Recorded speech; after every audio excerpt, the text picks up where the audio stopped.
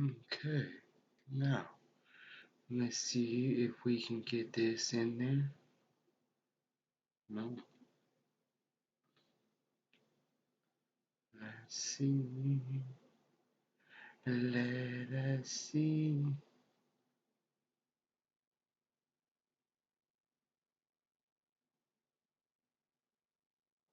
See. All right. It should kick over right about now. And let me test this out.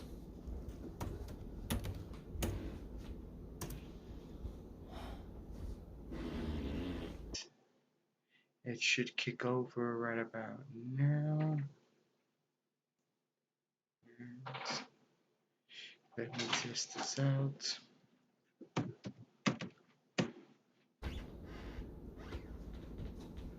And there we go. And then we're gonna end this one. And drop that down. All right. Welcome to the Jose Hall Show. Another day, another topic, and we're here to see what's going on in the world. Now, there's going to be a couple topics I'm going to talk about for sure. Right? I'm not gonna go too far into them just yet. I'm gonna wait for a couple people to get in so that I can ask them their opinion and such. Hello, how's it going? Yes, so you're here at the Jose Hall Show, where any discussion is not off the table. We could talk about anything that's on your mind, regardless of whatever the topic is, and let me get to know you if you're new to the stream, so that I can kind of see who you are, right? So. But if you choose not to say anything, that's fine. I have no problem with that either.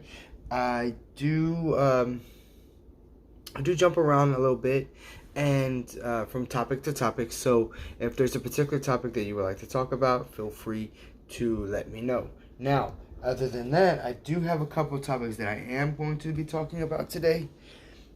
But like I said, I'm going to wait to get a couple people in here, just so that we can get this conversation going right. Now, I'm going to let people know, pre-warning, that it is going to be somewhat of a touchy topic, but not like that bad, right? I mean, it's not going to be too bad. But I just want to let you know that not everybody's going to agree. I'm trying to get my charger plugged in. Because I forgot to plug my charger in for my phone. Now, and I just plugged in the charger for the laptop because I don't want to kill the laptop, right? Plug in, phone. Okay, there. I found you through JB Gunner. Awesome. Yeah, you know what? I haven't been on JB's page in a while, right? Or channel in a while. There's two reasons why I haven't been on the channel, on his channel, too much. It's nothing to do with him or any of his people or nothing like that, right? Like, it's none of that kind of stuff. But what it is that one of the reasons why is one of the channels that he was mainly streaming from. I haven't been getting any notifications for it. I don't know if he's using that channel anymore, right? And I know he would say, you're supposed to keep up with him and that and stuff, but I really don't know exactly what channel he's on because I've been so busy, right? Like, what it is I've gone through a move, I've gone through a transfer and work, I've done a bunch of things, and then starting to do my live, I really haven't focused on anyone else's channels lately, right? Just trying to kind of grow mine as much as I can without dipping too far into other people's stuff, right? Now, obviously, there's going to be times where we all talk about some of the same topics or whatever's going on in the world. Say, for instance, if we're all talking about the eruption in the Philippines, or if we're talking about politics like Donald Trump and the impeachment, or whatever the case may be, yes, there's going to be moments where we touch on the same topics, right? Now, So today's topic, right? I want to ask y'all, where do we draw the line, and uh, that ideal of body shaming and constructive criticism, right? Like, where's that line at? Like, because for instance, we want to look out for people and their health, and encourage them to look out for themselves, but at the same time, we're not trying to bash them either, right? Hashtag Gun Squad is where we are. Where we are at, Jose. Okay, I'm gonna have to put it in there, right? Because I want to make sure that I got some of his channels. I just don't have them all. Like, I haven't really seen too many posts. But what YouTube does is, if you haven't been to the page in a while, they almost like hide the content from that creator from you, right? So for instance, say you go a month without watching JB, right? Let's just say, right? So just imagine you go a month without watching JB. What happens is that eventually they'll stop showing you thumbnails or shows of his, because you haven't really been watching him, and they'll start to show you more of who you are watching, right? Or related videos that are for the same topic, right? Don't be mean in how you tell them, but the truth is the truth.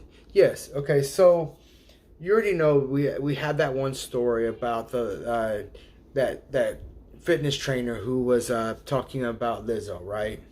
Now, I've had this conversation with a couple other people, and I was saying, like, there is a fine line between telling someone that there's the potentials of unhealthy risk that comes with being a certain size person, is always going to be there as long as you're that size, right? So if you point it out, I mean, does that make you a bad person? I was like, that shouldn't.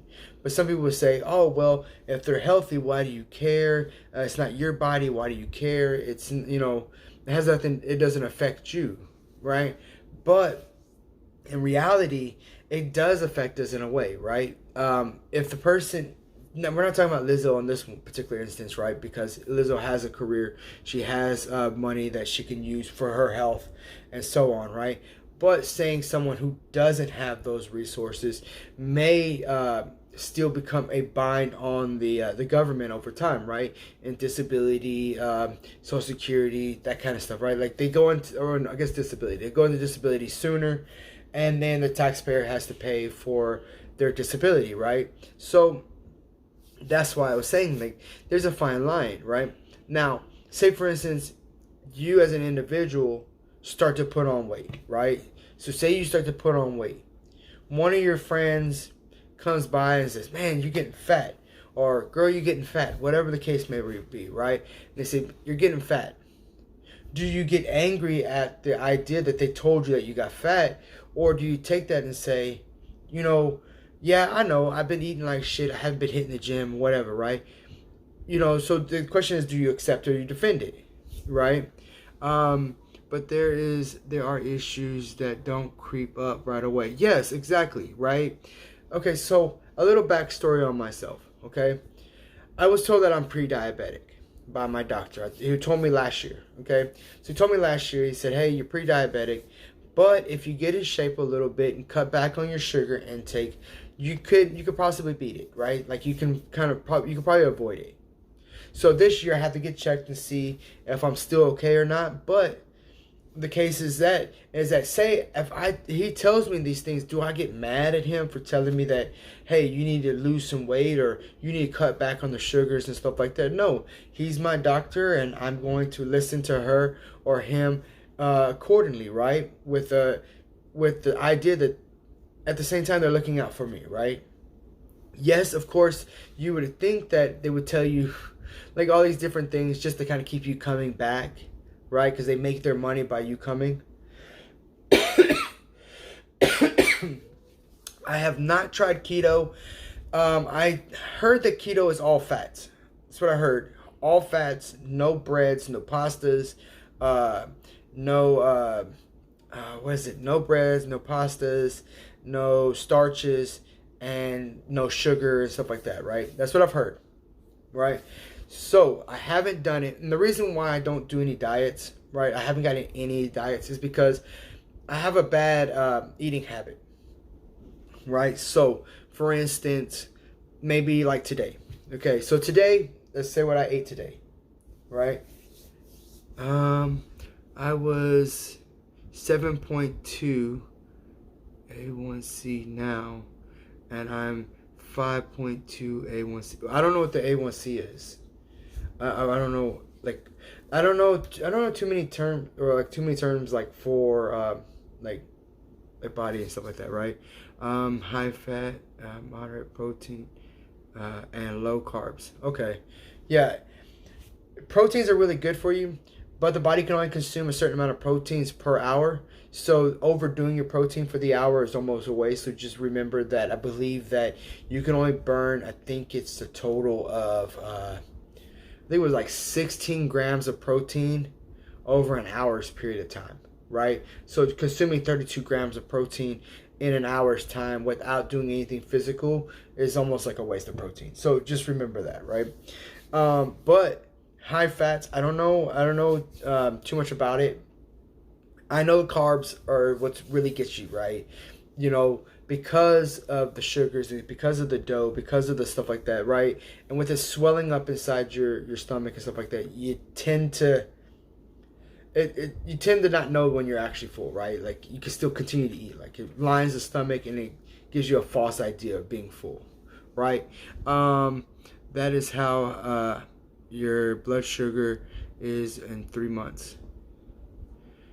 You know what? I did my sugar when I used to do my sugar all the time, like have my sugar checked up all the time whenever I was with Live Smart through the company, and they would come every so many months and they would test your blood or whatever, right, for your cholesterol and your sugar and stuff like that, right? And he says my sugar was always relatively good, right? He said low 90s, I think it was, which he said that he would like to see some improvement, but I was never fasting, right? They didn't never. I got my Texans blanket underneath me and I was trying to move it. Okay, so he told me that you know, he would like to see it go down just a little bit, but it wasn't too high because, like I said, I wasn't fasting. And there was a time when I had an energy drink before I did that test. Oh yeah, that sugar was up there. Like the sugar was like at almost like 100 and something. So it was pretty bad. But but if the doctor tells me, hey, you're gonna have to get in shape a little bit and you're gonna have to cut back on sugars, I'm gonna understand what he's saying. Like I'm not gonna like, oh doctor man, F you man, I'm healthy, I feel healthy. That's not the point, right? You don't go and start a fight with your doctor because he's trying to look out for you. But like say for instance my diet for today though, right? This morning I had a bowl of cereal, right? And that was at roughly around, it was around 4 a.m., right? It was around 4 a.m. before I went to work. Okay. I did not eat again until 5 o'clock this afternoon. Or it was like 4:15. Alright, so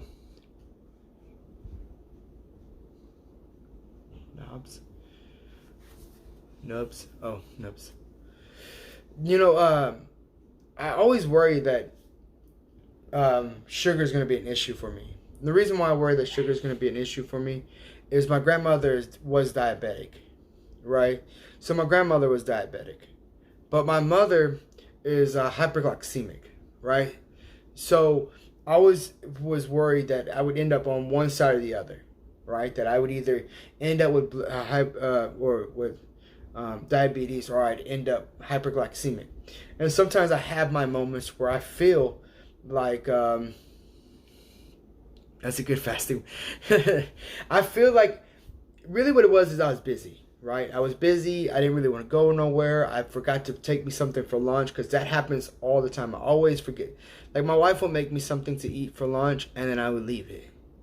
And not on purpose. It's just I would leave it. Like I would heading out the door, grab my backpack that's got all my stuff for work, and I'll grab my headset, my phone, and my keys, and I'm out the fucking door. Like I gotta be at work, right? And I would leave stuff. And so, like sometimes I eat once in the morning and once in the afternoon and once at dinner time. Or sometimes I eat once in the morning and once at dinner time. Right? Yesterday, I literally ate nothing in the morning. Went all the way until 12 o'clock in the afternoon because I go to work at 5 a.m. So I get up at 4. Right? So I went to lunch at 12:30 in the afternoon and I had 2 tacos. Right? So I had 2 fajita tacos for lunch, and then went the rest of the day without eating, right? So and then when I got home I was tired or whatever and I went to sleep, and I didn't eat dinner that night because I was asleep. So sometimes what it is that my food consumption is all over the place. People tell me, well, you should snack. The problem with snacking is that I don't always want to snack. I don't always feel hungry. I want to eat when I'm ready to eat, right? And it's usually on a break time or dinner time or breakfast, right? And I want to eat foods that correlate with that time of the day, right? So if it's breakfast time, I want breakfast foods. If it's lunchtime, I want lunch foods. If it's dinner time, I want dinner type foods, right? I don't want to have like that in between snacking throughout the day, right? But they told me to, right? They're like, hey, you should eat nuts. You should do all this other stuff. I did increase my water consumption, so I am drinking a lot more water now. I reduced my soda consumption by, I want to say maybe 90%, 90% or so. Only eat when your body says to. And they say the same thing about water, like, right? They say drink only when your body knows when you're thirsty, and when you start to get thirsty, then go drink some water, right? Don't overdo your water consumption because then you could get you don't dehydrate, you get overhydrated, right? And so on, right? So it's always an even balance you have to keep. So, but I was always like I said, when it comes to food, I want to be able to eat what I want to eat, right? But I understand that in order to eat whatever you want to eat, you have to balance it out with an equal amount, or if not more work than what you're consuming, right? So, the new job that I was working at, I tend to stand in one spot, like almost all day, right? I was going 12 hours a day standing in one spot. And then I would eat still the same way that I had been eating. Well, during that period of time, I gained, I think it was 30 pounds in a year and a half, right? So 30 pounds in a year and a half, I feel it. I know, I feel the heaviness, right? I feel that weight is there, and there's no denying it. Like, I can even hear it when I'm doing my shows. Like, I can hear my breathing. Like, it sounds like I'm huffing and puffing, right? I'm not even really working that hard, right? So, I was like, I'm not like trying to tie my shoes or something where I'm just sitting here, but I can hear my breathing, right? But I gained like 30 pounds in like a year and a half.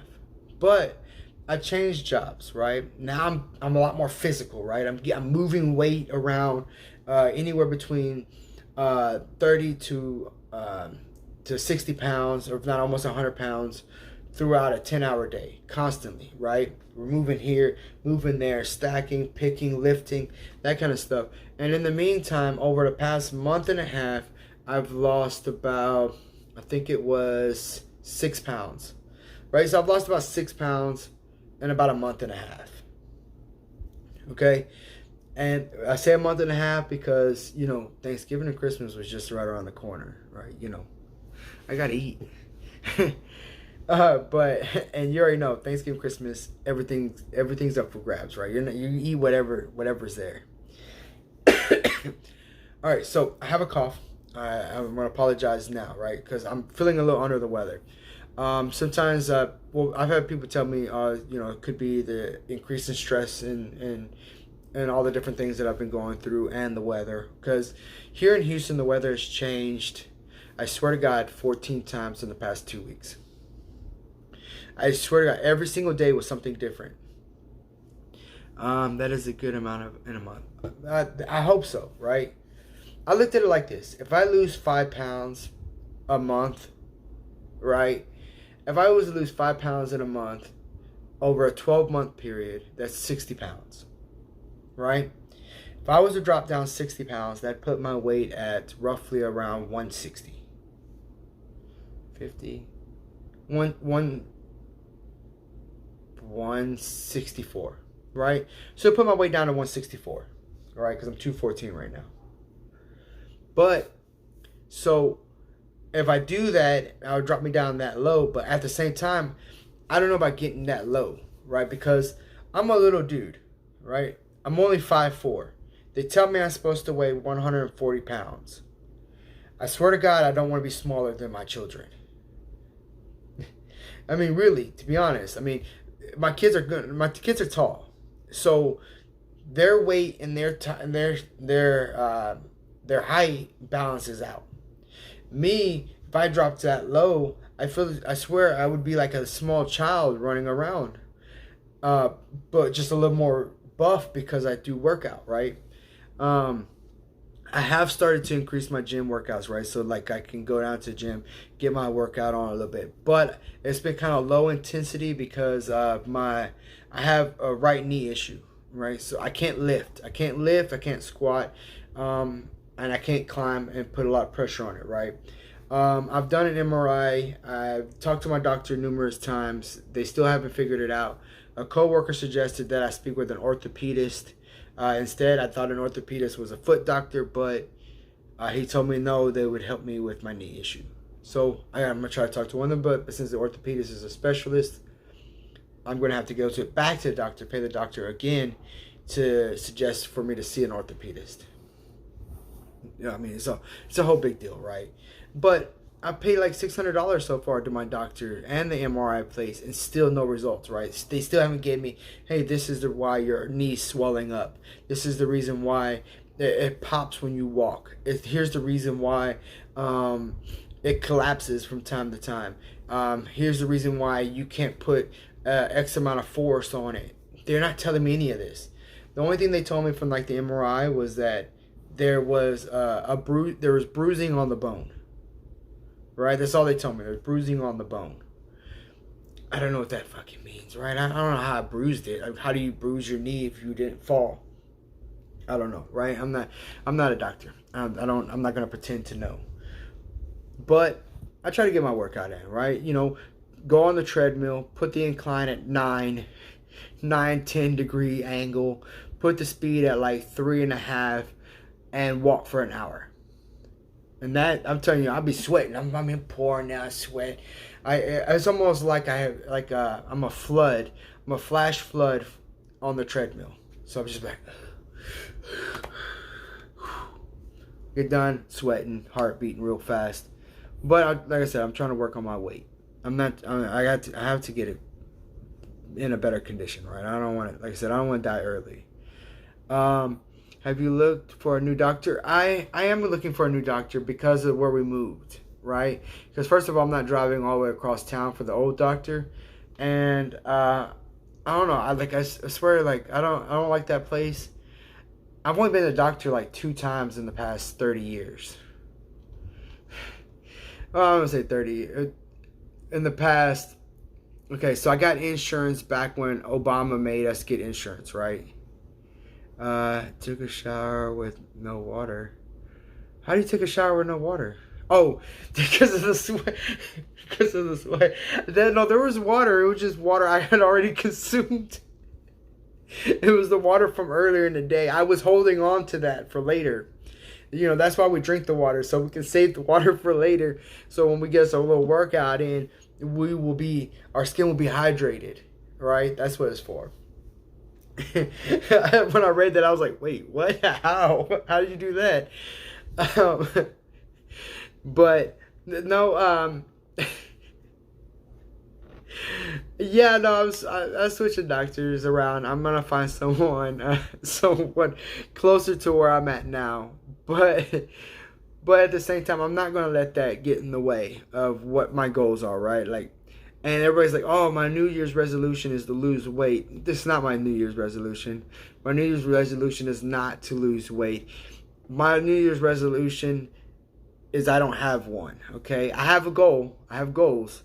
But I don't have like this. I don't have like you don't never hear me say, "Oh, my New Year's resolution for this year is such and such." Right? I don't believe in that. But I do have somewhat of a goal for every year. Right? My goal every year is to end up in a better position than I was the year before. Right? So financially, emotionally, physically, just all the way around, is to be in a better position than I was the year before. Right? Now, if my health increases, then I will have that goal achieved, right? If I lose a little bit of weight, even if I lose a little bit more weight than I did before, that's still better, right? If I ended the year last year at 224 or so, and I end the year this year at 200, regardless if I only lost 24 pounds or not, that's still better, right? And then if the next year I end up at 200 and so I go with another year and I lose another 20 pounds or so, that's another 20 pounds down. It took me I'm 33 now, right? I'm 33 now. I'll be 34 this year. And it took me this long to get the size I am, right? I don't expect to lose it overnight. And I'm not going to kill myself to try to make it happen overnight. I'm not going to do it, right? And so I'm looking at it like this. We're going to get there. It may take a little bit longer, but I'm going to get there. Same thing financially, right?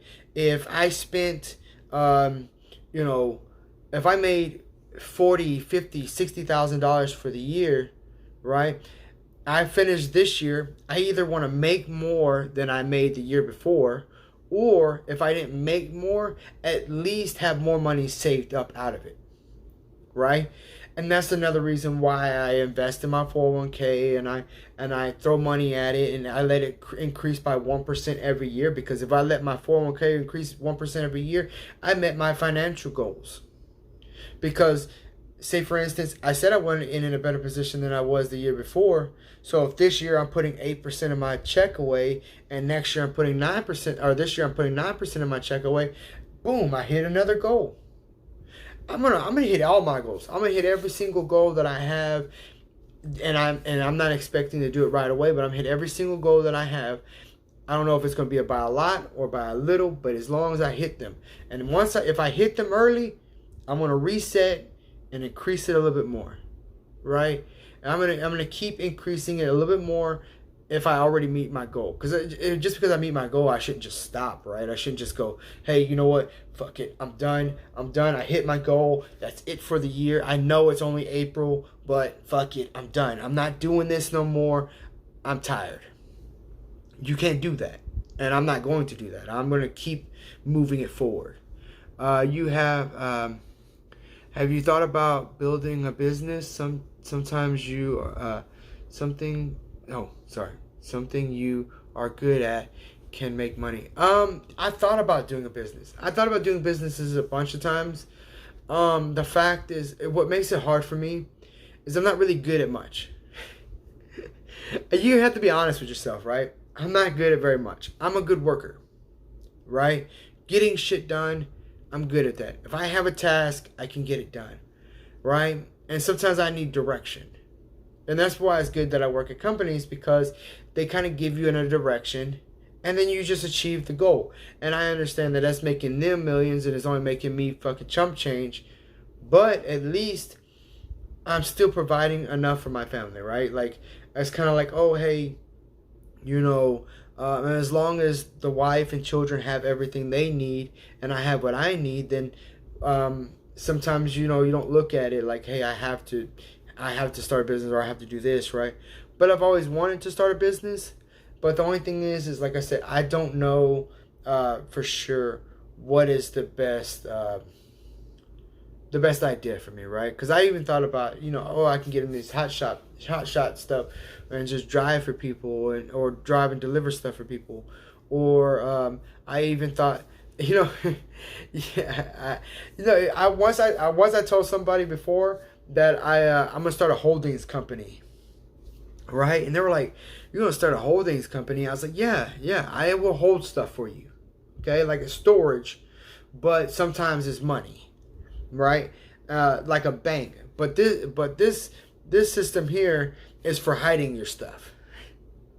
I was like, so if you're getting a divorce, you bring it to me, and I won't report it. We'll put it down as an expense, and I will take a percentage off of it whenever your divorce is over, and nobody wouldn't be the wiser.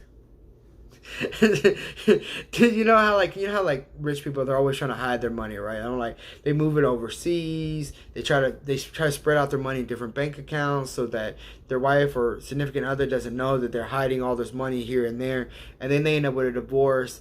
And what happens is the court tells them that they want them to release all the banks that they're associated with. They want to know where all the money is, where all the houses are, wherever it is, right?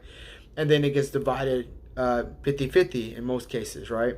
So you sit there and, so you got to disclose all this information to the banks or whatever, right? And and then so after that, if you get caught lying, whatever that you were lying about goes to the significant other, right? If you're lying about a house, if you're lying about money, they would give that money to the significant other because you're trying to hide it, right?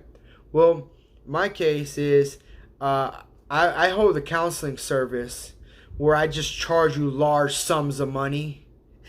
I just charge you really large sums of money because I'm really that good. And I will give you a receipt and such, right? And your significant other is going to be all like, they're going to be like, hey, why are you spending all this money on this particular thing? And they won't know that's really what I'm doing is just hiding it for them. Okay. Are you good at writing? No, reading. You know what? Sometimes I would think so. I thought about like rating other like foods because I'm very picky. No, you're okay with your spelling because it doesn't really matter if you were to spell every word correctly. My reading is horrible. Okay, so I'm going to let that know. Every stream that I do, people write in there. I let them know that I am going to possibly chop up a sentence or two, a couple of words that should seem easy enough.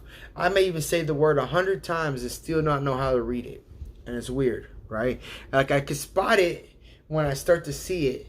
But in some cases, when I try to read a sentence or two, it gets a little... it gets a little mixed up in translation, right? I mess it up, right?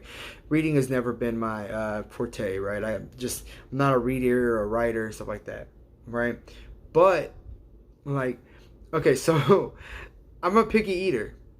And so when I go out to a restaurant, the first time that it does wrong for me, I will never go back, right? For instance, I went to... There's a restaurant here that was called Carino's, right? So I went to this restaurant. It's called Carino's. I went to this restaurant, and it was during lunchtime. It was before work. I was starving, right? I'm like, I'm gonna starve. It's an Italian place, right? They serve spaghetti and all this other stuff, right? I would not done well with the keto diet going to Carino's. So I sat there and I went to Carino's. It was lunchtime. They bring us our food. I'm a slow eater, okay? I like to enjoy my food, okay? So I'm sitting there and I went to pick at my food and grab me something to eat, and I'd be damned if there's not like this long ass black fucking hair in my fucking food, right? I don't know whose hair it was. I don't know who's in the back, but it's this long ass fucking black hair, right? I pull the motherfucker out of the food, and I show my wife. I'm like, man, look at this fucking shit. I put on those little plates that they send you for the bread. So I take the parrot, I put it on the plate. I call for the waitress, and I was like, hey, excuse me, can you take this back to the back and tell whoever's back there to put a fucking hairnet on? And it's like, put a hairnet on and bring me my check, right? And I was like, bring me my check. And then she went and got the manager or whatever. And the manager comes back to me and says, hey, I'm sorry about that. Would you like me to bring you something else? Don't worry about it. Your meal's on the house. I've found a fucking hair in my goddamn food. Do you really think I'm gonna trust anything else that comes out of the kitchen? Like, do you really think that anything else that comes out of there is gonna be what I want to eat? Fuck no. I'm like, no, I'm not gonna do it. And he's all like, no, no, no, it's okay. Your bills, your bill. You don't have to worry about the bill or nothing. You can have whatever you want on the menu. And I was like, no, I don't want anything. That's not what I came here for. I'm out. And I'd never go back. Like, if I ever see one in a different area, I still won't go back, just because that name is tainted to me, right? But yeah, let's see, writing blogs. It helps you build your website, and you ask a company if you can post a link that help them sell stuff. I thought about doing. I look at all kinds of stuff, right? Like, I thought about where they, how you see the ads for like AdSense, not AdSense, or at I don't know what's it called, where you sell products for other companies, right? And you just, when you do your thing and then you advertise it on yours and you post a link and they click on it, and if they buy, they send you a check, right? I thought about you doing that, right? That seems simple enough. And there's a lot of these different things that are simple enough to make some money. I'm so unaware of everything that I have a lot of hard times trusting anything that just comes flying my way, right? Because I don't know, maybe it's my background growing up. I just have really bad trust issues when it comes to anything that's either make money like this, make money like that, quick this, quick that, right? It gets a little concerning. And it could be a possible increase, right? I can possibly make some good money doing selling the products for other people, testing them out, and then like giving my response on it, and then at the same time leaving a link for their products, right? And I'm like, well, that seems simple enough, right? Say for instance, I bought some new soap from HEB, right? I forgot the brand of it is, right? And it smelled really good. It smelled really fucking good. But I swear to God, the soap only lasted like a week. Like, I swear it was dissolving without water running on it. Like, you use it, whatever, you put it off to the side, and then all of a sudden, the next day, it's like a quarter the size smaller than it was when you put it over there.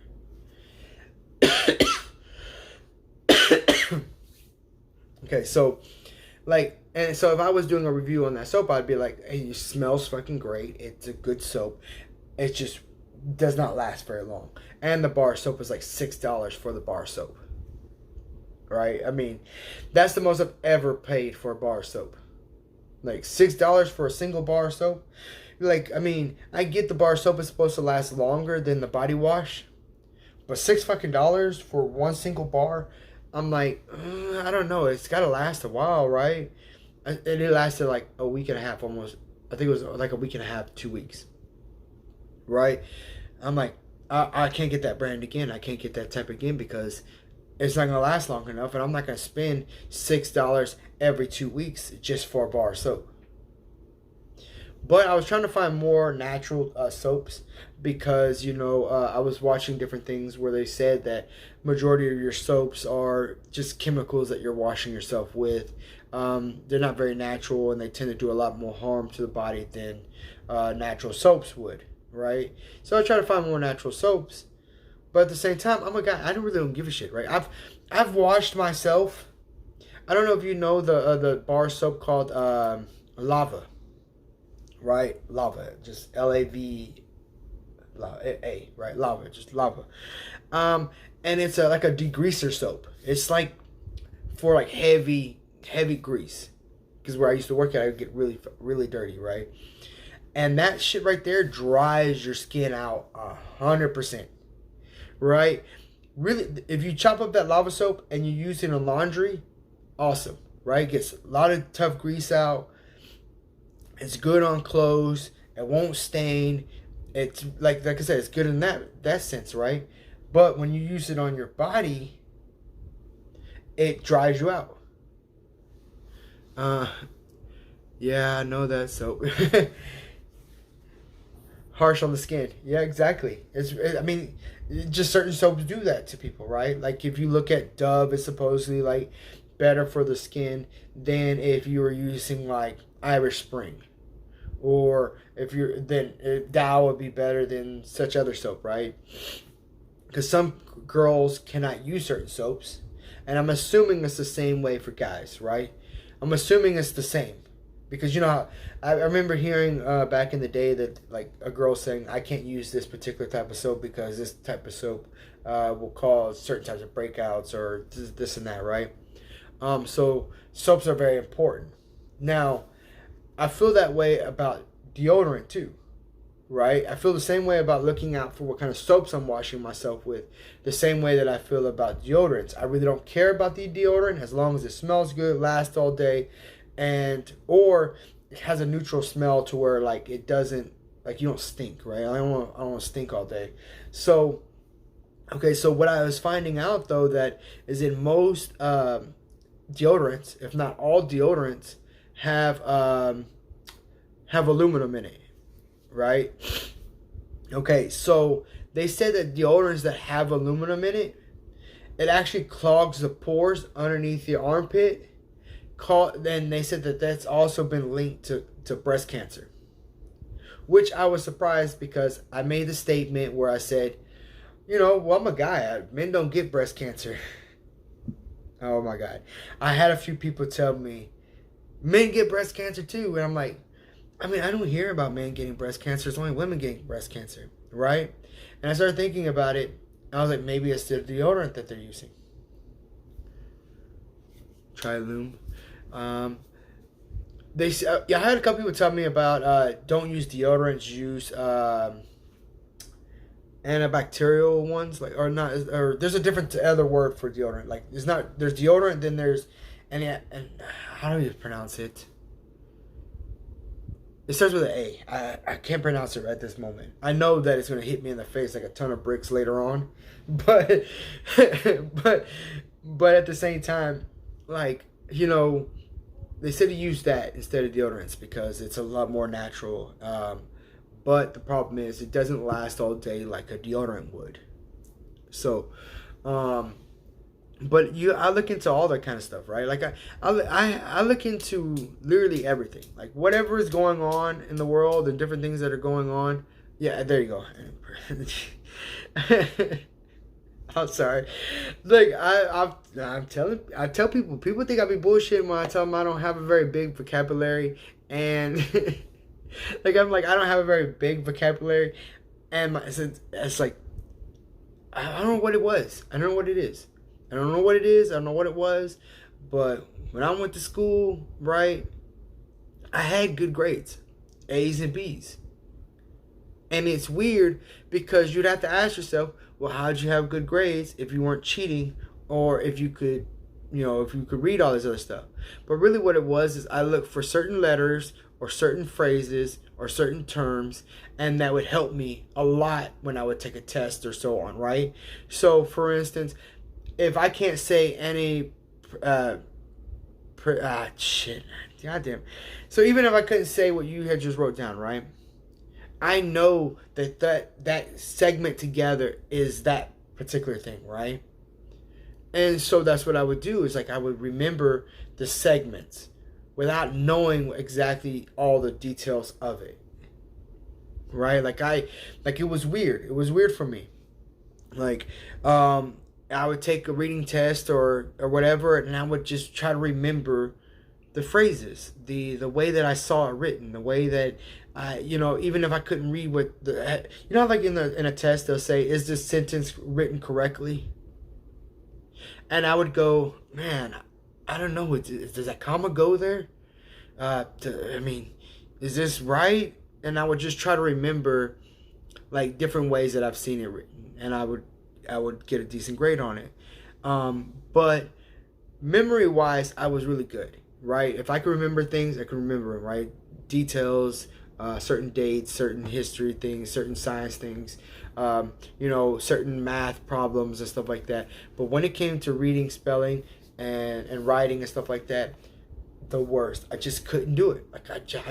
Like when I would read a book, I would have to read the book, like the same paragraph, like 3 or 4 times before if I really wanted to catch it. Right? And you know how like teachers, they kind of encourage you to kind of stand up in front of the class to like, read off whatever the class is reading on. I used to hate that moment. Right? I used to hate it. Oh, I used to hate it because I swear to God, she would pick me first. She would like look over the classroom and just like, I wonder if he came into school today. And then she would pick me, and then I would chop up the whole section I'm supposed to read, and then she would tell me to read the next section. She'd be like, yeah, go ahead and read the next one too. I'm like, oh, you fucking asshole. This is embarrassing as shit. Or you think embarrassing me is going to make me read any fucking better? No, this is, okay, whatever, fine. Okay, fine, whatever. So whenever I didn't know a word, like I would be like, oh, such and such and such and such, and whatever that is, and then such and such and such and such, and I would just skip over the word. Like, I'm not going to like struggle. I'm not going to sit there and struggle in front of the entire class on this freaking word that everyone knows that I just don't know. And so I'm like, I'm not getting into this. I'm not getting into this with you. But I always had that issue, right? And the thing about, I guess, men in general is we accept our flaws, right? I mean, we accept it, we understand it. Sometimes we defend it, sometimes we let it go, right? Because our flaws are our flaws, and I'm going to accept my flaws, right?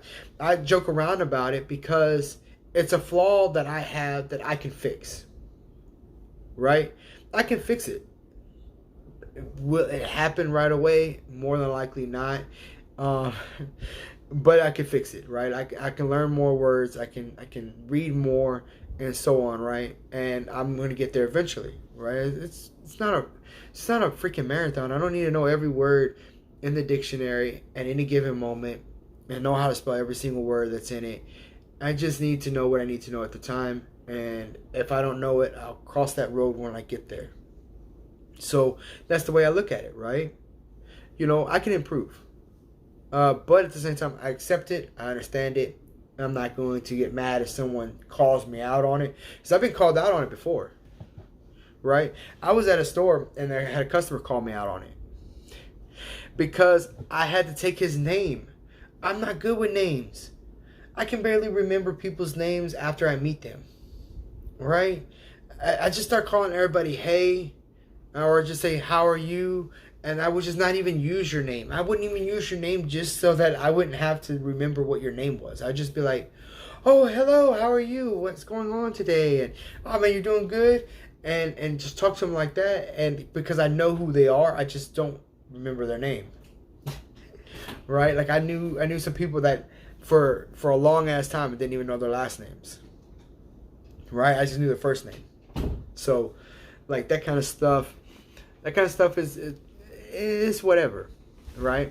But I do need to get on my reading, right? Like I gotta master it eventually. But I tell people, it's like that's the same reason why I don't speak Spanish, right? And they were like, "What? You don't speak Spanish?" I was like, "No, I haven't even mastered my first language. What makes you think I'm gonna take on another one?" I was like, until I master English, I'm not taking on Spanish. Right? What sense does that make? I haven't mastered it. I haven't learned it yet. And I'm still having a hard time with my easiest words. So why would I go and be like, oh, you know what? I think I'm going to learn a new language. And then, somebody might go like, oh, man, you could probably get better at that other. You might be better at the other language than you are at English. I'm like, nah, I don't want to be better at the other language. I want to be good at the one I learned. LOL, people can't say my name because it's Irish. Oh yeah? I want to say it, but at the same time I don't want to mess up your name. All right? Like I really want to say it, but if you notice, I haven't said your name. I know Cooper, right? I know Cooper. I know that part of your name.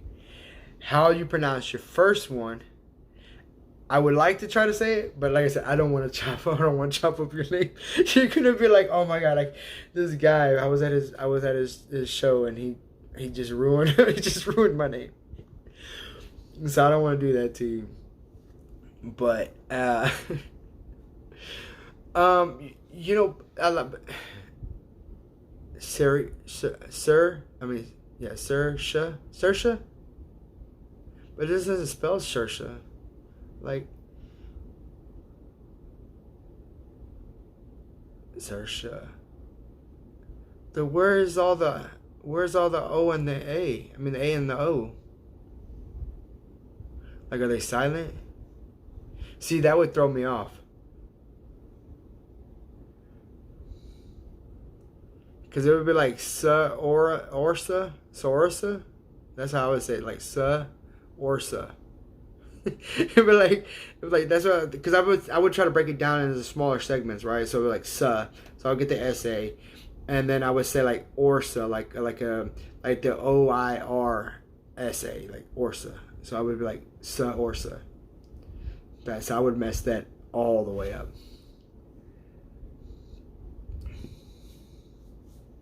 Oh, okay. Well, I have people have issues with my name, and which is crazy, because all right. So you know how my name's Jose, right? And so I'm used to saying my name. I know my name, and it's Spanish, right? But because in Spanish they use the J as an H, right? And everyone has the A sound almost on the end of their names, right? So everybody has like an A. And people say that like that all the time. See, because that's how I'm seeing it, and that's a problem with me. Like I said, when I'm reading or something like that, the way I see it, I always second guess it as well, because I don't know if what I see is how it's actually pronounced. But people see my name, and you know what they say when I'm on like somebody else's live? They'll say Josie. They'll be like, "Oh, hey, Josie's here," and I'm like, I've been coming here for a while. I mean, I figured we would pass this. like, I figured we were at a better point at this moment. You know, I even like I'll put in there like, oh, the name is like Hose. I put the A like Ho. I'll just put the HO and then I'll say.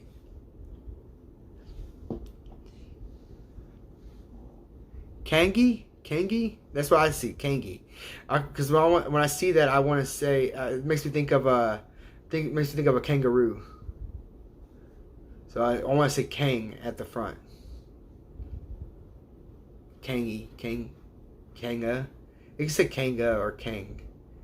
Just say Kang without any of the E sound, right? Just Kang or Kanga. I don't know. I don't know. That's weird. Like I said, Kanke. Oh, okay. See, I wouldn't have got that. It's Crow. Oh, okay. Do you, so where are you from? Are you like from the United States? Are you from somewhere else, like another country, or somewhere in that, like anywhere else in the world? You know, I see some people that had they're from like what was it, from the UK. Like the way that the British talk, obviously, like I swear to God, I think they joke around about our English, right? They talk all kinds of shit about how we say our words. So, oh, okay, the U.S. Oh, okay. Yeah, I was talking to somebody from UK, and they just have this weird accent, and they were joking around about us, right? They were talking about how we say our words and stuff like that. And you know how like in certain states you have this accent, like as you go from state to state here, it's almost like going from country to country without leaving the country, because everyone has their own own way of saying things. It says, I'm half Irish and native. My husband is full native. Oh, okay. Oh, that's cool. I am only 42, 42%. If you add the 1% from South America, that gives me 43. Right? So I'll be 43%. And according to Ancestry, I'm not Native American. I'm indigenous. Okay, so I don't know if there's any difference between indigenous and Native American, but they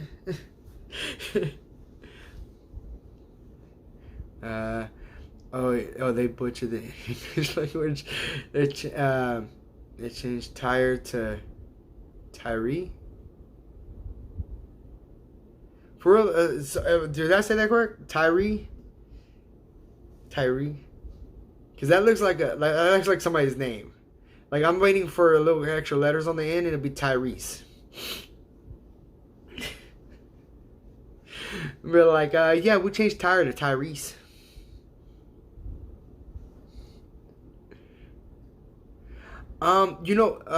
Let's see. What is that? ACCU, American, something. I don't know. I'm gonna Google it. I'm gonna Google that just so that I'll know. While I'm at it, I will put it in my Google thing so I can find out too. Wherever the mouse went. Oh, it's right there in the middle.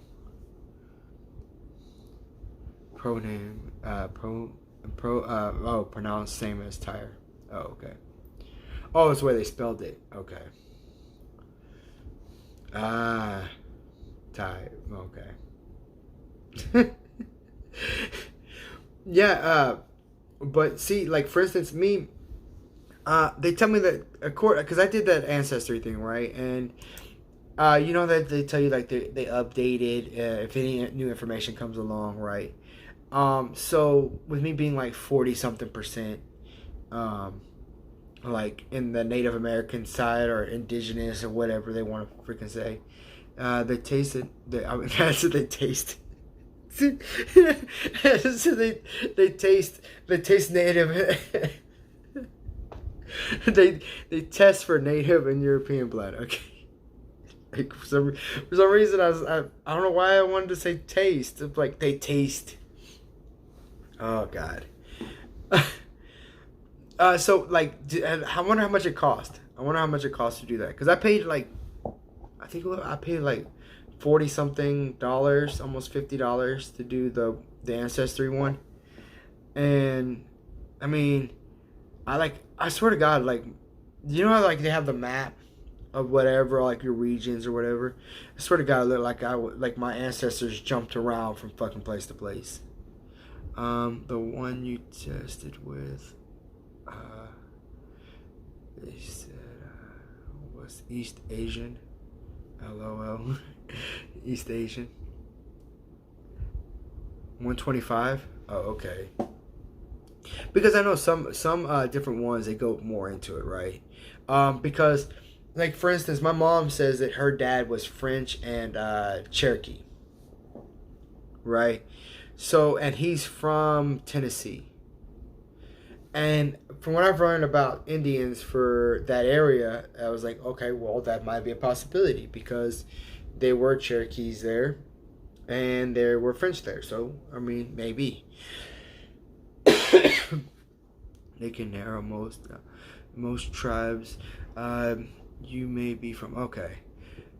Yeah, because, you know, I'm going to use the same test that Elizabeth Warren used. I'm gonna use her test. I'm gonna use the same people that she used, so that you know, we can constantly keep posting it up on how much more Indian we are than she is. I don't like. I mean, how do you get like 0.000 something percent?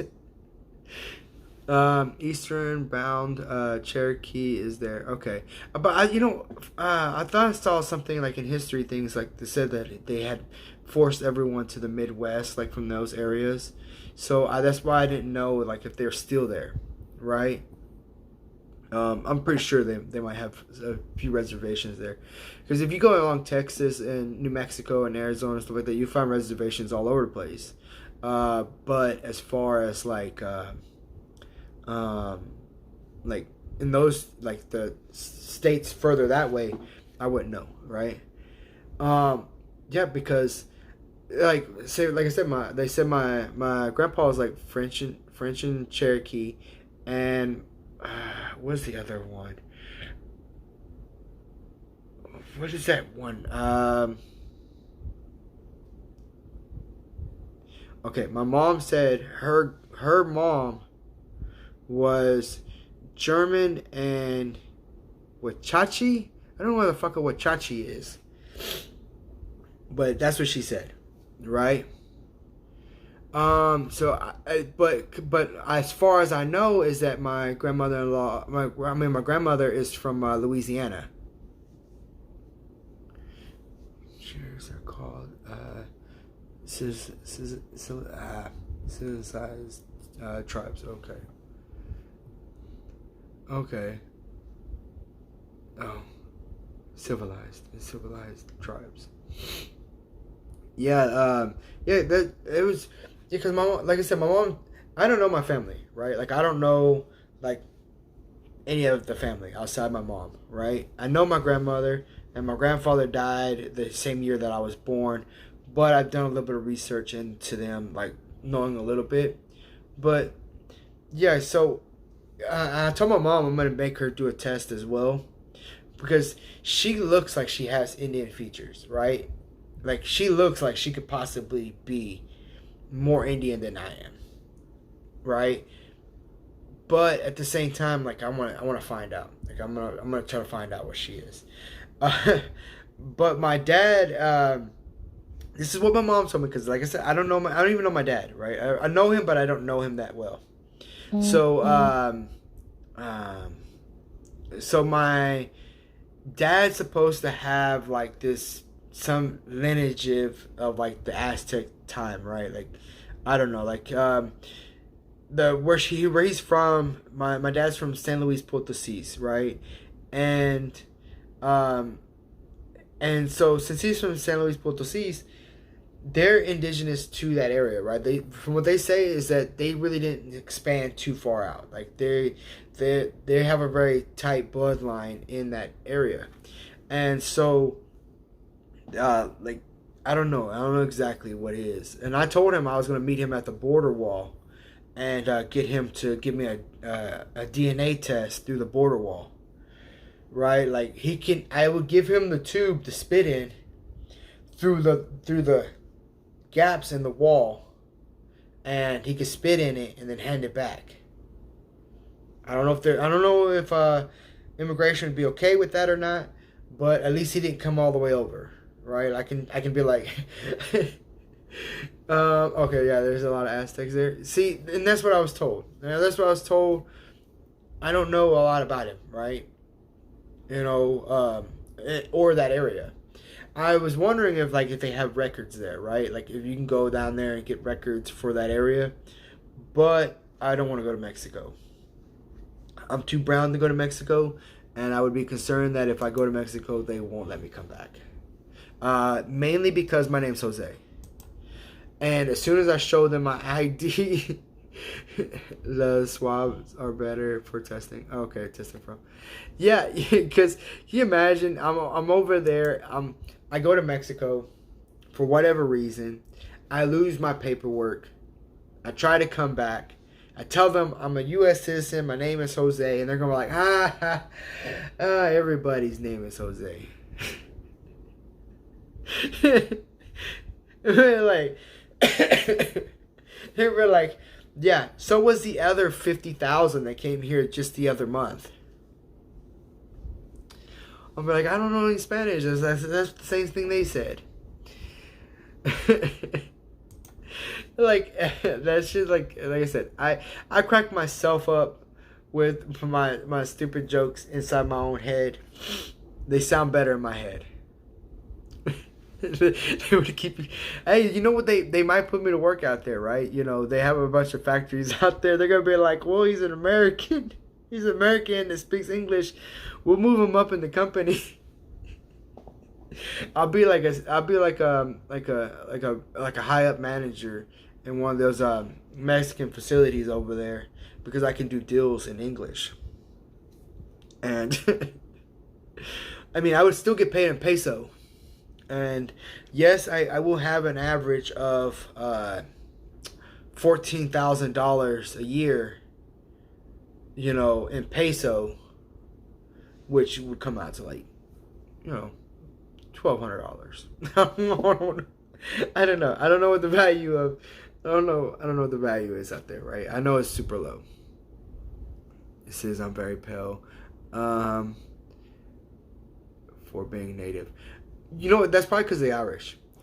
You know, because Irish and Scottish people are very pale. Well, actually, Irish, Scottish, and Europeans are very pale, right?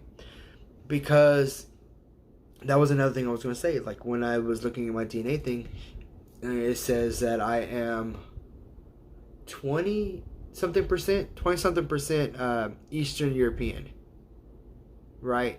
So I have like 20 something percent Eastern European. I have like 11% Scottish, and then it was like after that it just kind of starts to just veer off into the middle of freaking nowhere. Like, I mean, they're putting on there, like, it says that I have a percentage of Russian. It says I have a percentage of Turkey. I have a percentage of African. I'm like 4% African. I don't know when that freaking happened, but I got 4% African. And the area that they picked in Africa, there's nothing out there. It's all fucking desert. Like, I swear to God. Like, was my people, my ancestors, one of my great, he's got to go quite a few greats because it's not a very high percentage. So it's way back there. Were they like camping out in the desert waiting for a mate, like a lion or something? They were just kind of like, I sure hope somebody comes around here, picks me up, we get married, have some babies, move to the United States. It's like, I wonder that, right? Because I have family like in, I have, from research, it shows that I have family that are still in Scotland. I still have family that are still in England, and I still have family that's like all in the Carolinas and Tennessee and Louisiana and stuff like that, right? So they all say that I have family around, but like, you know, I don't know, right? I don't know them that well. Fuck, you know.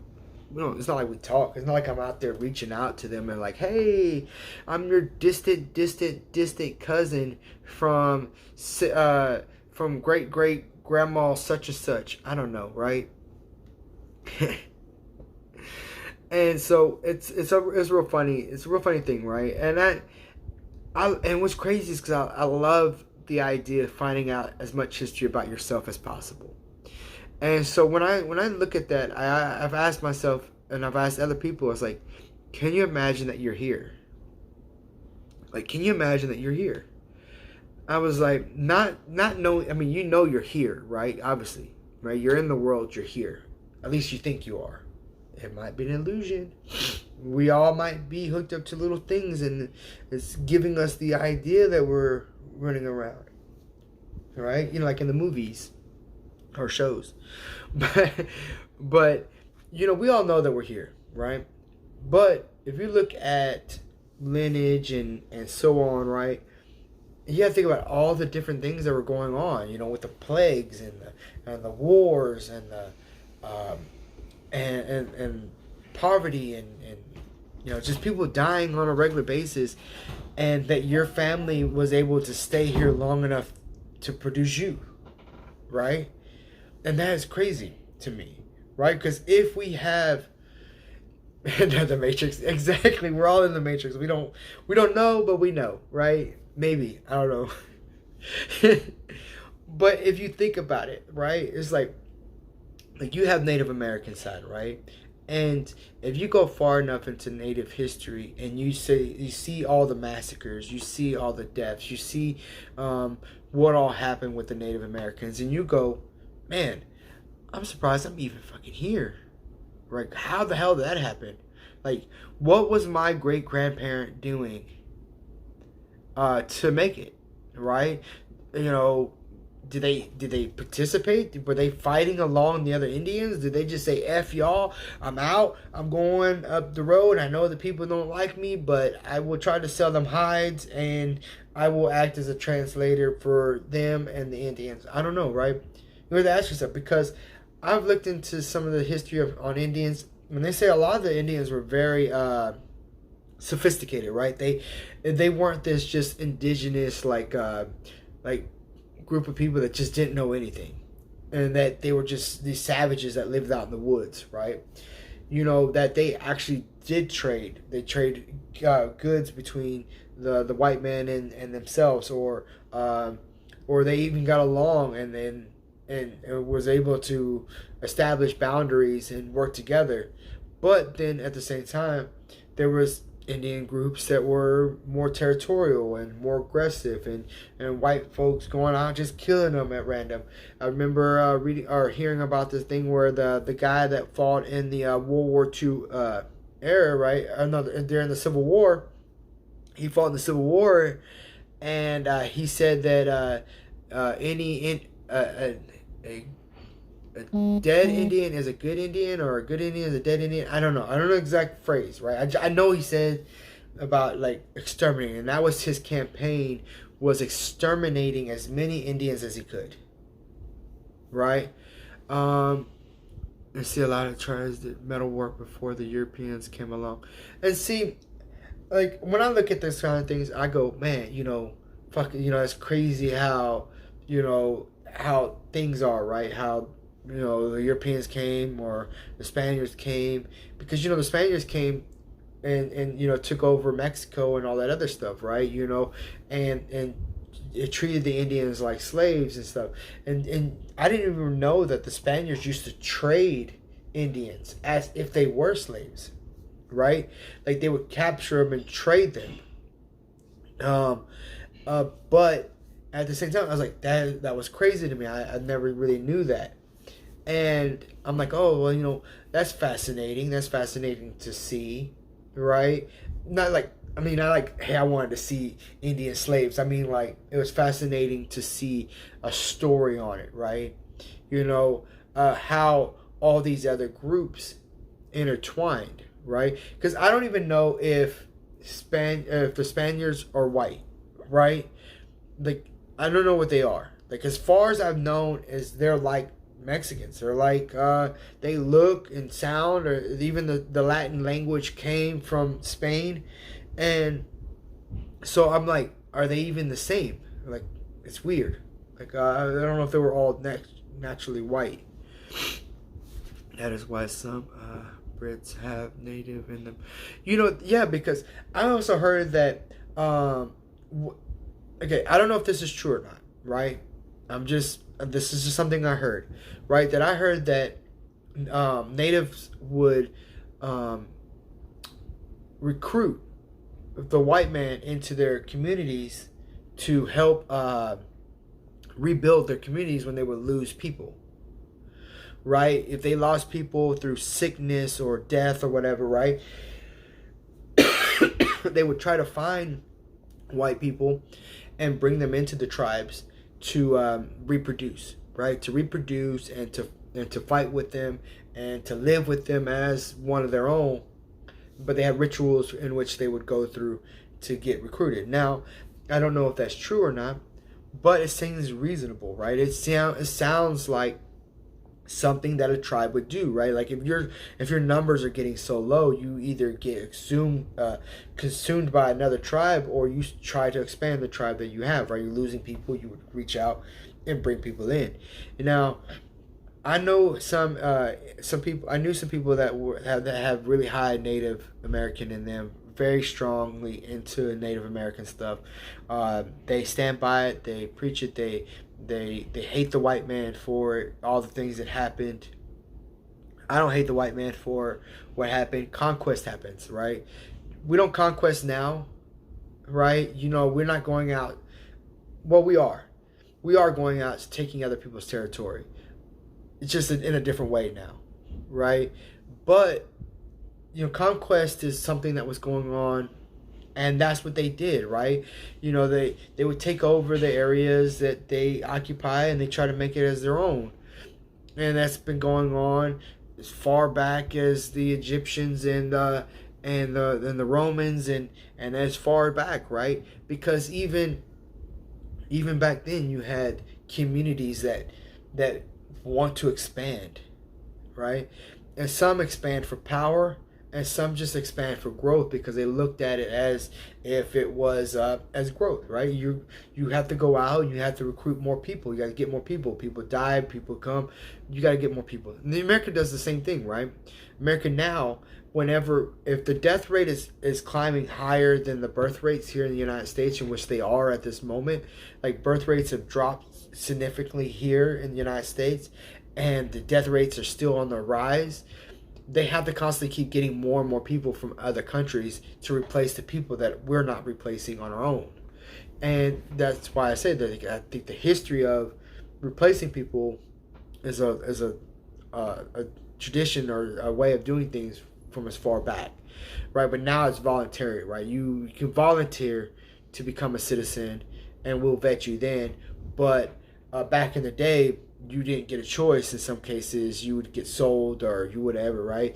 Because not only black people were slaves, you had white slaves, you had servants and stuff like that worked for your family or so on, right? It says, let's see, and the Mexican language is mostly Mexican works, not a lot of, let's see, you speak gasoline Spanish. I don't know what the type of Spanish is. Let's see. I don't know a lot about Mexico's history, right? Like, I know a little bit. Like, I know a little bit about their history. I know a little bit about some of the time frame then, and the same way that I know a little bit about Spain, right? I know, it was crazy because I know more about Spain because of watching stuff about dealing with the Europeans, right? Like the constant battles out there, right? Like one of the queens from way back when was married to a Spaniard king or whatever, right? So that's the reason why I know a little bit about that, is because I watch all kinds of stuff. So I seen that they had this linkage between each other, but see, back then it was a lot more ruthless than it is now, as far as deaths. They back then it was almost like it was nothing to kill somebody. Like now, we tend to try to cherish life more, but back then, you can get killed for anything, and the royal family, they would kill each other just for the throne. So,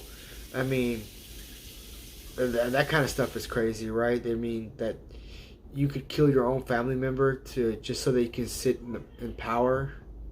Like, who would want to do that? That'd be like you going to your sibling and be like, "Hey, look, okay, you're next in line, but not today." Jab, jab, jab, jab, jab.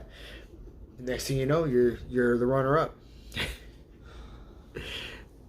So that's why, I look at history and it's so fascinating. But the only problem is with history is the winner gets to write the history, right? The winner gets to write the history, and it's been proven time and time after again, right? And if you go as far back, and as much history as we have, we will never truly know the entire depth of it, because, or depth, like with the depth of it. But no matter how far back we go, whenever a territory would take over another territory, the first things they would try to get rid of is its cultural stuff and its libraries and knowledge, right?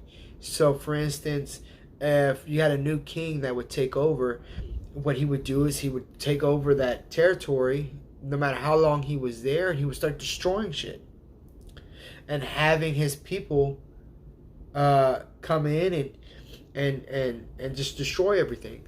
How's it going, Harley Grower? It's nice to have you here. We're just talking about history and random stuff, right? We're just having a conversation. I do, I want to meet the queen, but I heard from stuff that she might not be human. No, I don't know. Are we even all human? I heard we could be reptiles. Yeah, this is right, but pro blacks want to change it completely. That's just an example. Exactly. Look, that's the thing is that no matter how we flip it, the bad things that happened in the world before us, right? We had no control over it. We can acknowledge it. We can speak about it. We can talk about it. We can debate it. We can have conversations about it, so on and so on, right? But when it comes to rewriting it, that's where a lot of people are having issues, because since we have so limited amount of stuff, why, like, how do you know whose information is correct, right? Let's see. Reptiles lay eggs. Hey, look, that's just what I heard. I heard the queen's a reptile. Oh man, I heard Bush was a reptile too. But I mean, the lizard people, man, they're human, but they're lizards. I don't know. That's just what I heard. I watch a lot of conspiracy things too. So like I watch about the reptile people, and I watch I watch a lot of secret stuff, right? Like I watch stuff on on Illuminati and Freemasonry and stuff like that, right? And I like going far back to go with as far back as the Templars and the Christian Crusades, and how their number one enemy was the Muslims, and they fought over territory and stuff like that. And I like history. History is fucking awesome. Most natives have passed history down through spoken language. But you know what? I've talked to. I stopped at I was traveling to Arizona, right? We could be aliens. I seen a thing too. It says that we are the aliens. Like the human race is an alien species. That we are not natural to Earth, right? And then if we're not natural to Earth and we are the alien species to Earth, right? You have to start to ask yourself, what, did they just drop us off and was all like, hey, man, get them out of here? And we're like, were we like the off brand of alien, and they were just kind of like, you know what? Okay, there's something wrong with this batch of being that we have here. I've seen a planet. It's far away from Mars. And we're just going to drop them off and hope they can never find us. This is like, I just hope they can never find us. They can, I hope they never develop anything. And we'll just swing by every now and then to make sure that they're okay and they're not, like, getting any closer. Did they ever find out what was buried under Oak Island? You know what? A lot of people has told me about watching Oak Island. I've only seen a few series. We were bad. We were the bad batch. Where they were mixing us up. Yeah. In alien form, we would be disabled. We would be they're disabled. You know what? With Oak Island, like I said, a lot of people were telling me to watch that. And it looks so fascinating. I mean, like, it looks interesting. Like, I love watching that stuff because, they've shown so much on what they they've been digging out, like the structure and stuff like that, and they can see that this stuff has been there for a long time or whatever. But like, I'm like, man, that is so cool. So I would like to watch the series, but I think it's like they already have like 7 seasons already. So if I want to watch it and actually get caught up, I'd have to watch like forever amount of episodes because they're like an hour long. Right now I'm watching a series called Black Flag. Sales. I mean, Black Sails. Sorry, I got corrected. They think it's Templar treasure. You know, I think so too. I think it is because the Templars they were the first to establish the banking system, right? And the fact that they were the first ones to start the banking system, all that money, and I heard that the reason why the French king killed the leader of the Templars is not because they thought they were into witchcraft and stuff like that. They actually thought that they killed him because the king was indebted to them. Like he owed them a lot of money. I'm watching The Witcher. I seen that too. I think I want to watch that, but I don't know exactly when I want to watch it. Right? Like it looks interesting too. Like, man, I'm all into watching like interesting stuff, historic stuff, stuff with some kind of storyline. I don't like watching like these pro whatever, right? Whatever they're pro, I don't like watching, right? If it's whatever, right? Because they get some of those shows, they get so one-sided political and stuff like that, so I tend to just stay away from them. But in the most part, like shows like that, like The Witcher, I probably watch. Shows like Black Sails, like Outlander, like Mayans and stuff like that. Like I watch all kinds of stuff. Like I don't have a particular genre that I like. I like them all. As long as they're good entertainment. And that's what I want. Good entertainment. Entertain me. Make me laugh. Make me think. Make me wonder. Make me question life in total. I don't know, right? Whatever the case may be. But at least it's interesting. I don't want to hear about I'm pro this or no pro that and let's push our gay love on everybody. I'm not all in for that. I want entertainment. Right? If you're entertained by that kind of stuff, then go watch it. But at the same time, I'm like, don't try to force it in every type of series and every type of show that's out there. Right? Like, come on now. We're not all into the same stuff. Don't do that to us. I watched all kinds of stuff. When I watched Sons of Anarchy, I watched Nip Tuck. And even Nip Tuck was like, has some stuff going on in it. You know what I mean? Dexter and all that stuff. I like watching stuff. I'm going to look at Oak Island. Yeah, look it up. Look up Oak Island. It's on the History Channel, and it's good. It's good to watch. Like I mean, they've been digging over there for like forever. Like different people's had leases to it, as far as I know. Right, like a lot of people's had a lease to it, and they would dig for a while until they run out of money, and then they would have to stop, and then somebody else would eventually come in and lease it, and then they would dig for a while, and then they would stop. But right now, I think this is the longest running series because and running on it because they have the funding. It's interesting. History Channel is helping fund it as well. Not only as the people that are doing it funding it or whatever, but it's so interesting to see. I just like how the guy acts whenever the guys are washing the stuff and they're like, "Oh, I found this piece. It looks interesting." Or they're like, "Oh yeah, that's a something century piece of wood and that shouldn't be down there. And yeah, that's interesting, but we're gonna see if we can find some more stuff." So it's kind of like they're being dismissed, but at the same time giving you some history on whatever's down there, right? Like it's also showing that hey, there's shit down there that shouldn't be down there, right?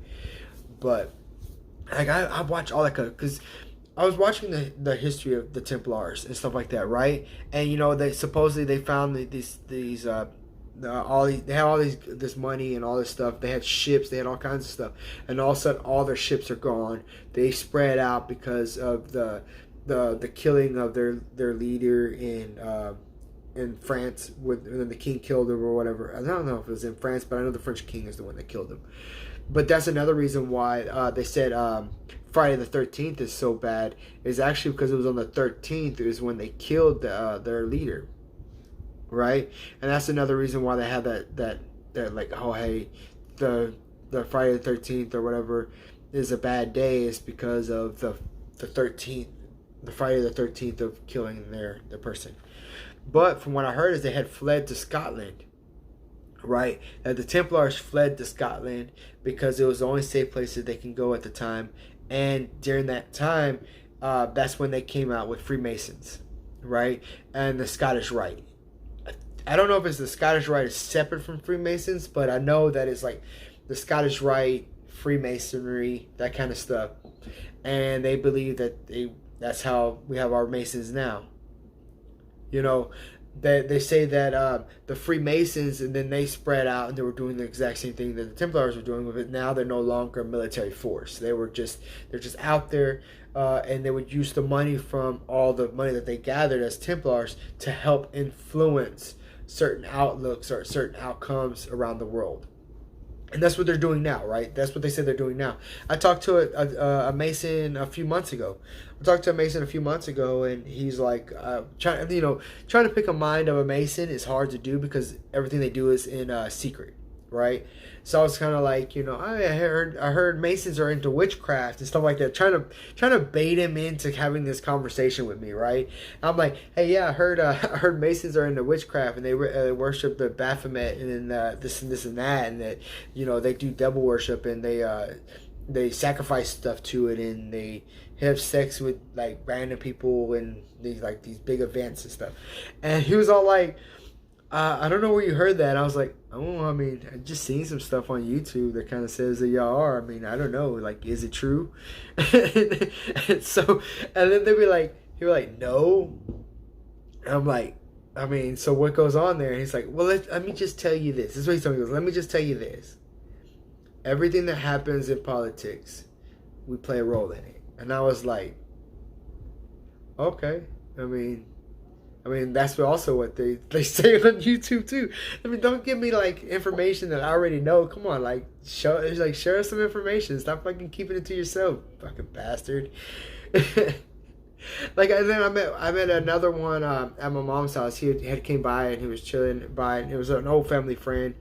And I seen that he had a Mason ring on, and I'm like, "You're a Mason?" And he goes, yeah, they're very hush hush. Yeah, they have a female branch as well, because Freemason's only for men, right?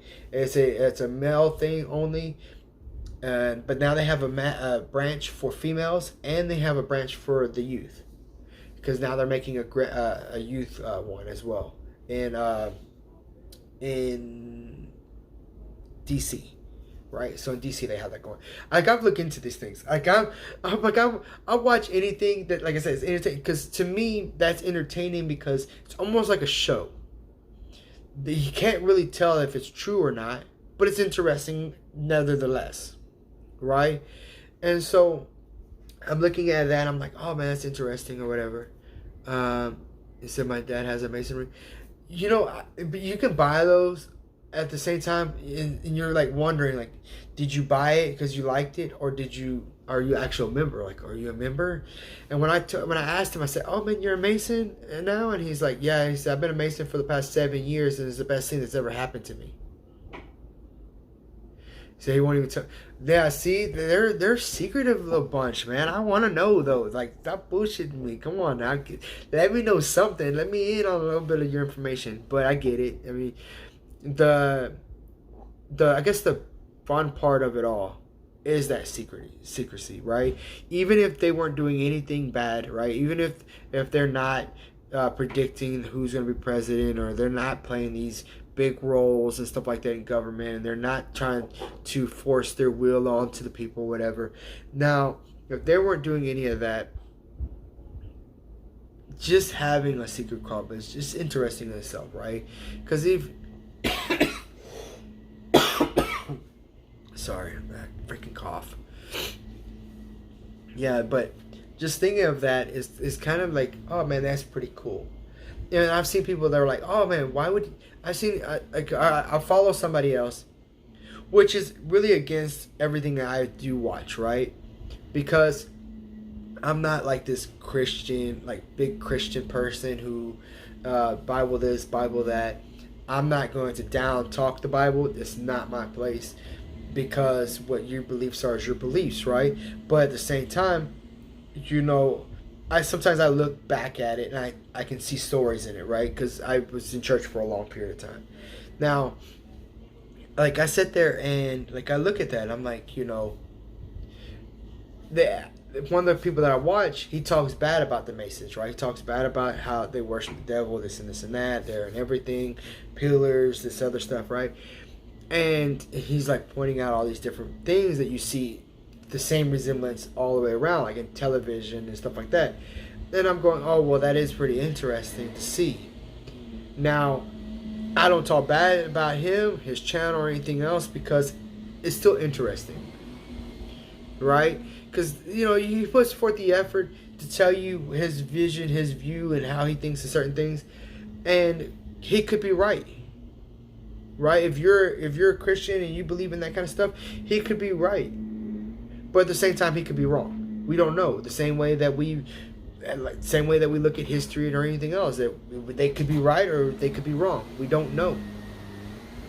It's the entertainment of watching it, learning about it, because even if we learned some misinformation, eventually somebody might come around with the right information and we'll still remember some of the bits and pieces. And sometimes you have to put the puzzle together with two halves, the wrong half and the right half, to get the actual puzzle put together. Sorry, it seems like I changed the subject. No, I have no subject. See, my lives are about just talking, right? I did have two subjects that I was going to go over just in case I didn't get an audience, because there has been times where I've streamed and I have no audience, right? So, and since it records my stream and somebody was to go back and watch it at a later date, I don't want them to sit there and see me just sitting in the corner waiting. Just somebody will come, somebody will join you, somebody will talk to you, right? I don't want them to have that, right? So say for instance, if you didn't come, I would have to do like a story basis and have the conversation with myself, and eventually somebody would jump in on a later date and watch it and say, oh, hey, yeah, that was entertaining, or such and such, right? But I try to get audience here so that I can get them to interact with me, right? So when I was asking about body shaming and stuff like that, it was to get reactions and wonder how people think, right, about body shaming, right? Because we all understand that we want to empower people to feel comfortable about themselves, but when does it become the obligation of people to make other people feel good about themselves, when self-esteem is all about yourself, right? How you feel about yourself is you, right? But the people that hurt you the most when it comes to self-esteem is the people closest to you, right? Because they're either doing two things. Either they're talking bad about you and they're making you feel like shit on a regular basis, or they are not telling you the information you need to know and they're screwing you over time, and no one's telling you that they're screwing you, right? I just like that group of Tom Cruise is part of. Scientology. Yeah, he's in the Scientology. And I heard about them because they say that they believe in the aliens or spaceships and mothership and whatnot, right? Yes, like I see one that says like there's actual religion, like the spaghetti monsters, spaghetti.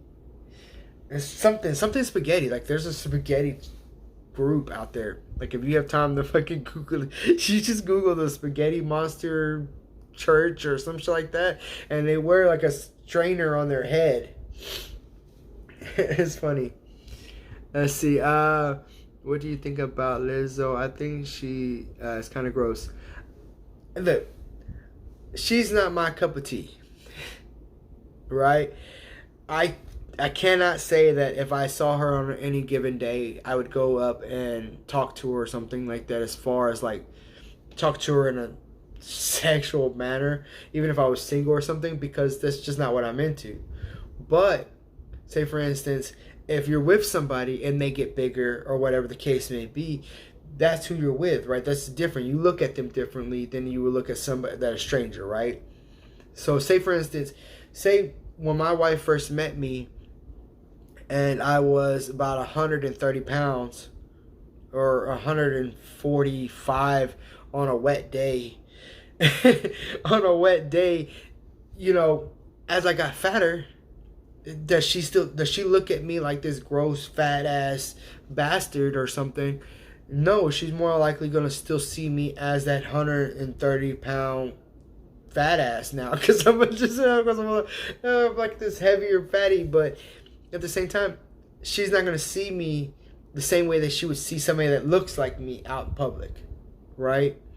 And that's the same way like men see their wives, right? Or the women that they're with, right? They'll be able to say, I would never go out and date this particular type because that's not what I'm into. But my significant other has turned into this type. I'm not going to then talk bad about it because of, right? Because that would just make my wife feel bad, or make my husband feel bad, or whatever, right? So we always play that line of trying to be as supportive, but at the same time knowing what you're into, right? She still love me. Yeah, see, my wife loves me for who I am because of my personality. She didn't get with me because I was a twig. She got with me because I'm a decent person, I think. I think I'm a decent, I think I'm a decent person. So she got with me because she thinks I'm decent. I think I'm decent.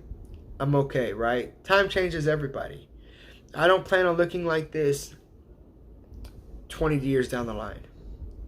But then again, my dad still looks the same. There's a possibility that I could possibly look the same, just with some gray hair. You know, I was talking bad about her the other day, right? I was talking bad about Lizzo the other day because she was twerking at the fucking Chick-fil-A, right? I don't know what it is about motherfuckers twerking all over the fucking place all the time. I don't know. But she was twerking at the Chick-fil-A. I swear to God, like the camera view that they picked to show her, like, I swear to God, she was wider than the counter. But, and then I seen her at the basketball game or whatever where she went to twerking because they said her song was on or whatever. But I seen a story about her where she was playing the flute or whatever, right? She's a talented person. But talent doesn't sell now these days. Right? It's chaos, it's how you act, that kind of stuff. That's what sells. Right? So she has this real outlandish like attitude and personality because she thinks that that's how she should be. Right? She goes out and does these things because she knows that she's going to make a quick check, make a bunch of money for the next year or two, and then go off the fucking radar. Nobody will be talking about her, and she'll pop up 5 years, 10 years down the line, half the size that she is. Because look at every fat person who's ever gone to Hollywood, fame, or whatever, and they went into this, and they were all encouraging being fat. Look at them 10 years later, and they're all fucking skinny. Right? They all lose a lot of their weight. I'm empowering us bigger women, but then they lose all that weight. It's like, what happened to you empowering bigger women? At least she can do is be honest. See, she should be able to go on TV and say, hey, look, I'm a big girl. I'm a big girl and I know this. Right? And I know not all of y'all are into this. But I'm healthy right now. I talked to my doctor, says I'm healthy, but I understand being, 400 pounds at 5, I think she was like 5 something, right? I mean, I don't know. She might be tall. I don't know. She's like 5 something, I believe. But being 400 pounds and being up there are risks. So you could, even though she's big, she could be eating right? She could be somewhat going on walks. She could be doing all this other stuff, and which may be keeping her from gaining more weight, right? So in a way, it is healthy that she's doing these things, but then it turns around and says, hey, look, carrying all that extra weight will cause joint damage, bone damage and stuff like that. As you get older, your bones start to weaken. Carrying that extra weight, you might have some problems later on down the line. What if you get injured and what if she was to fall off the stage and break something and now she's bedridden? And a lot of times what happens is when somebody gets bedridden, they actually put on more weight. So if you give yourself a cushion for growth and decrease, then you should be fine, right? So say for instance, if you go, hey, you know, I know a woman should only weigh 120 pounds at 5'3" or whatever, right? And you'll go, well, but I don't feel comfortable at 120 pounds. I'm gonna go with a weight at 160 pounds. 170 pounds or 160 pounds, right? And you'll say, well, if anything happens to me and I start putting on weight, it'd be easier to come down some back to the weight I want to be. Or if I start to lose weight, I can still put on some weight, right? Like if I start to lose some of the weight or whatever, right? So say for instance, like I was talking about my weight, like if I was to lose 60, 70 pounds and the weight that I would be, I don't know how I would feel about the way I look. Like I might be a healthy weight, but I may not necessarily look the part, right? I might look worse than I do now. There's no telling. I don't know until I get to that point. Let's see. I was fat, so I do get it. But I think control yourself, enhance it, or changed it. Okay. You know, yeah, control, right? You know, that's what I say. You have to know your flaws. You have to know what makes you, right? You're looking at you in the mirror. You know what the potentials and hazards of being whatever you are. You can still love yourself. You can still encourage yourself. You can still be yourself. And at the same time going, I have to make a few changes. I'm gonna have to do this. I'm gonna have to do that, right? So you were 5 foot and at 235 pounds, and now you weigh 135. Okay, I see. You see, we're talking about weight, right? Like I don't know all the heights and weight ranges, but I'm pretty sure if you were to the doctor right now, he would actually tell you that you are healthy, you're good, but it would still want to see you down another 10 pounds. Right? They might say, we want you down another 10 pounds, maybe 15 pounds, but as long as you feel healthy, that's what they would say, right? You know, a 100-pound difference is a big difference when it comes to weight. But that's why we were saying, like, point out your flaws. Allow other people to point out your flaws, but don't take them personally. Because sometimes it's the people that are away from you, they're going to be more honest with you about you than the people closest to you, right? When you were at 5 foot, 235 pounds, were the closest people to you saying, hey man, you get fat, or hey, you're getting fat, like you need to bring that down some, or man, what are you eating all the freaking time? Nobody's talking to you like that because they care about you and they respect you and they want to look out for you, right? So they want to empower you being you. But at the same time, they're not you. They're not having to live with the extra weight. They're not having to worry about your health. You are. So then that's why we look at it like, hey, the people furthest from you are usually going to be the most vulgar, the most inappropriate, the most outspoken people that you may or may not run across. But at least they're being honest with you. Right? At least that they're willing to say these things to you when the people closest to you should have said something. Right? See, my wife tells me all the time about my sugar consumption. She tells me all the time, babe, you shouldn't have that. You shouldn't have that. You shouldn't have that. And I love the shit out of that. No matter if I still want it, no matter if I'm still going to drink it after she said I shouldn't have it, at least she's pointing out what I shouldn't be doing. She's going, hey, you don't need that sugar. You don't need this. You don't need that.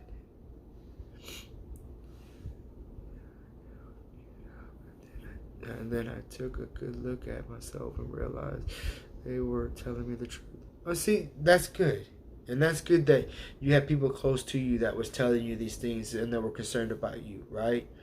Not everybody has that. And like I said, sometimes it's about tiptoeing around the topic, right? Because you don't want to make them feel bad, right? Especially if you care about them. You don't want them to feel bad, right? You don't want them to feel bad about it. In the same way, like I said, she cares. She cares about my well-being because not only financially and and emotionally and stuff like that. She just cares about me. Me and my wife, we've been together for almost 17 years now, right? 17 years, almost 17 years together, going in August. Okay, so August be 17 years. We've been together almost our whole lives. It seems like, right? But the things that are keeping us together for so long is that we do care about each other, and we're going to point out our stuff. We know each other's flaws, and we try to sometimes direct it, right? Be like, hey, we need to go work out. Hey, we need to cut back on this. Hey, we need to cut back on that, because we also know that if we're both going to live to be 100, sometimes we're going to have to stretch back a few things, right? Oh, my cousin gets very angry when you say anything about her weight. My daughter tells me I got a baby in my stomach. She'll be like, hey, Pops, how far along are you? And she'll be like, I said, yeah, I got abducted by an alien. He got probes, and I've been trying to get rid of this baby since. But I encourage that, right? I encourage that around my kids. Let me know. I know, right? Point it out. I get it. You're not going to make me angry. I talk shit sometimes to my sister-in-law sometimes because she's getting a little chunky. So I mess with her every now and then. Like, hey, girl, you getting big, whatever, right? Nothing too bad, right? I'm not trying to fucking crush her spirits. But like I say, we have to be honest with each other, right? Like, when you're with your family, that's when you're supposed to feel the most comfortable. You're supposed to feel comfortable around the people closest to you, and they should be the ones to be allowed to almost say whatever they want. And when they're not saying it, it tends to hurt. It tends to hurt more. Right? Because when you look back, say if your family members or people close to you weren't saying anything, and you realize things are getting this bad, and then you look back and you say, why didn't you say anything to me? Like, don't you love me? Don't you want me to be here forever with you? That kind of stuff, right? Then you'll look back and you'll be like, I wish I would have said something. But there were some announcers that were talking about how that fitness lady was talking about the chick's weight or whatever, and they were saying, hey, look, you don't have a right to say anything to her because you don't know her. And I'm like, that don't make no sense to me, because what do you mean? You can't say anything about anybody's looks or appearances or body types because you don't know them? Isn't that all what Hollywood is? You don't know anybody in Hollywood, but we clown everyone in Hollywood. We talk shit about what they spend their money on. We talk shit about what they're wearing. We talk shit about the way they look. We talk shit about their movies. We talk shit about everything they do. You put yourself in the limelight and you get criticism. Right? You build up a tough enough skin that you tolerate or listen to it, and it don't hurt your feelings anymore, right? But they do that. That's all what Hollywood is. So when we're talking about people in Hollywood, are you saying that we shouldn't talk about people in Hollywood because we don't know them? Well, then we're asking that Hollywood don't say anything about us because they don't know us. They think they know what the American people want. They act like they're looking out for the best interest because they're famous and they have this big platform and they could reach out to millions of people that what they say matters and stuff like that. And they look down at us and look down on us and they say, hey, these type of people aren't this and these type of people aren't that. But how do you know? You don't know me. So how are you going to speak on me and then I can't speak on you? Like, I can't say anything about you? Like, if I was to say something bad about a celebrity, like, say, for instance, like right now, right? Say I had an audience of, like, 50 people, and I said something bad about somebody that's famous. They will flag me. They will try to bring down my channel. They will talk all kinds of shit. They'll say I'm bullying, right? But yet, they go on their streams, and they go live, or they go whatever, right? And they talk down on any person who supports certain stuff, right? If you're pro-life and and you're not, and you're against pro-choice, then you're this bigot who is stupid and doesn't know anything about women and this and that, right? Or if you're a Trump supporter, you're like, oh hey, oh you're all stupid, y'all don't have any education. Only the educated people that go to school know anything about politics. You know, they talk down to us like they know what we're going through. They don't know what we're going through. They're living in their mansion and they do their stupid ass show or their stupid ass movie every so many months or years apart, and then talk down to us like, motherfucker, you know, we don't care about what you say. The problem is that so many people do care what they say. And so when they get to talking, of course, we're going to be like, oh, there goes that stupid son of a gun talking again. They don't know what the hell they're talking about. Right? Double standards. Yeah. You know, I always look at it like this, right? I'm putting myself out there.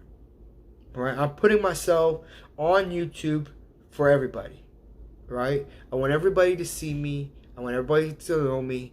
And do I think everybody's going to talk good about me? I do not. I do not think that everybody's going to talk good about me. I think there's going to be people who's going to talk about my race. There's going to be people who are going to talk about my looks. There are going to be people that are going to talk about the way I talk. There may be people who talk about the way I stream. They may talk about every little detail about me. One, I mean, they're watching me, so, you know, that's a plus.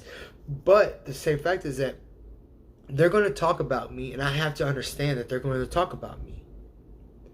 So if I don't want you talking about me, then why would I put myself out there? Why would I put myself in a situation like that? So if you become a celebrity or whatever, right, you're putting yourself out there. You know that, yes, you're going to make millions of dollars or whatever the case may be. You get all this money. Well, it comes with a cost. It's going to cost you something. And sometimes what it is that it's going to cost you is it's going to cost you your how do you say it? Like if when you're not seen, right? Like we exist, but nobody knows we exist, right? Like for instance, nobody other than the people who follow me, nobody knows who I am. Nobody knows my name. There's a lot of people who don't know my name, who don't know my face, who don't even know I exist. Right? And I can live like that where nobody knows who I am and make my own living and mind my own business, right? Or I can become a millionaire and have cameras flashing in my face every 13 seconds and, you know, everyone knows who I am. Well, when you get this, you're giving up your privacy, you're giving up your own personality, you're giving up a lot of you to have this. But you were doing just fine with this. It cost you something to get here. Right? Nothing is you're never going to make it to any point in time in your life where something doesn't cost you something. You know, fame costs you your privacy, and it costs you, you know, the way people view you, right? Because I'm pretty sure there's a lot of people who know, or a few people that know me, that would say that, oh, I'm this down to earth, I'm really quiet, I stay to myself, or whatever, right? Because that's what they see. And there. But now when I put myself out there and they see what my views are and how I talk about certain things or whatever, they may hate me now because of the way I'm talking. Right? So to gain something, you will lose something else. Yeah. And I've said this thousands and thousands of times before, and this is mainly talking to other guys, right? I talk to other guys about random shit, and one of the things that we're talking about is people want to be the best at whatever they're working on, right? I want to be the best, I want to be the greatest, whatever, right? And I was saying, I don't want to be the best, I want to be good, right? And they were like, what? You don't want to be the best? If you don't want to be the best, what are you even doing it for? Right? And that's the mindset that people have, right? If you don't want to be the best, then why are you doing it? And I tell them, I'm like, look, I want to be good. And they were like, and they question it. Like I've had this conversation numerous times. So they question it, like, why would I say I want to be good? I said, look, I said, in order to become the best, in order to become the master of something, something else is going to get neglected.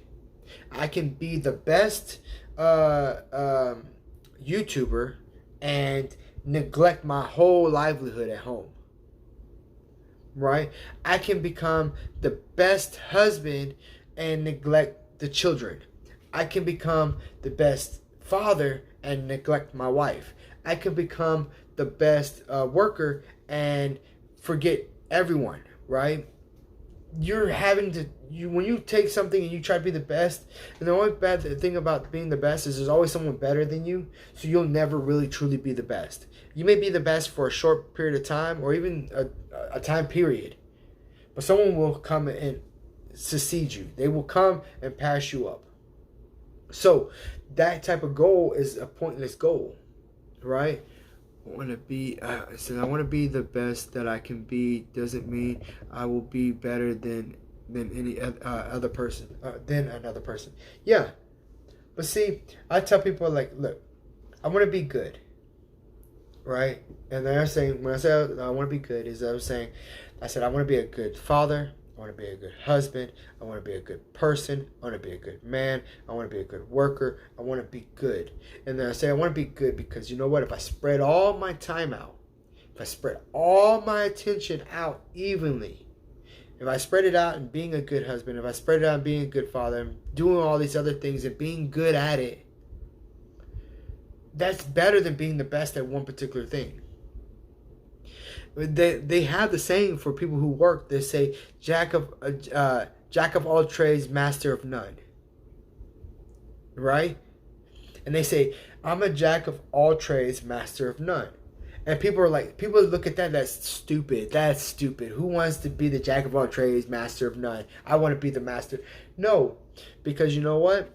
Because I'm good at everything, I'm good anywhere I go and whatever I'm doing. Right? I don't have to be the best. I can learn how to do it better, but we can work on that. You know, small adjustments. So, for instance, I sit there and I've changed jobs. I've been laid off like 7 times since 2009, right?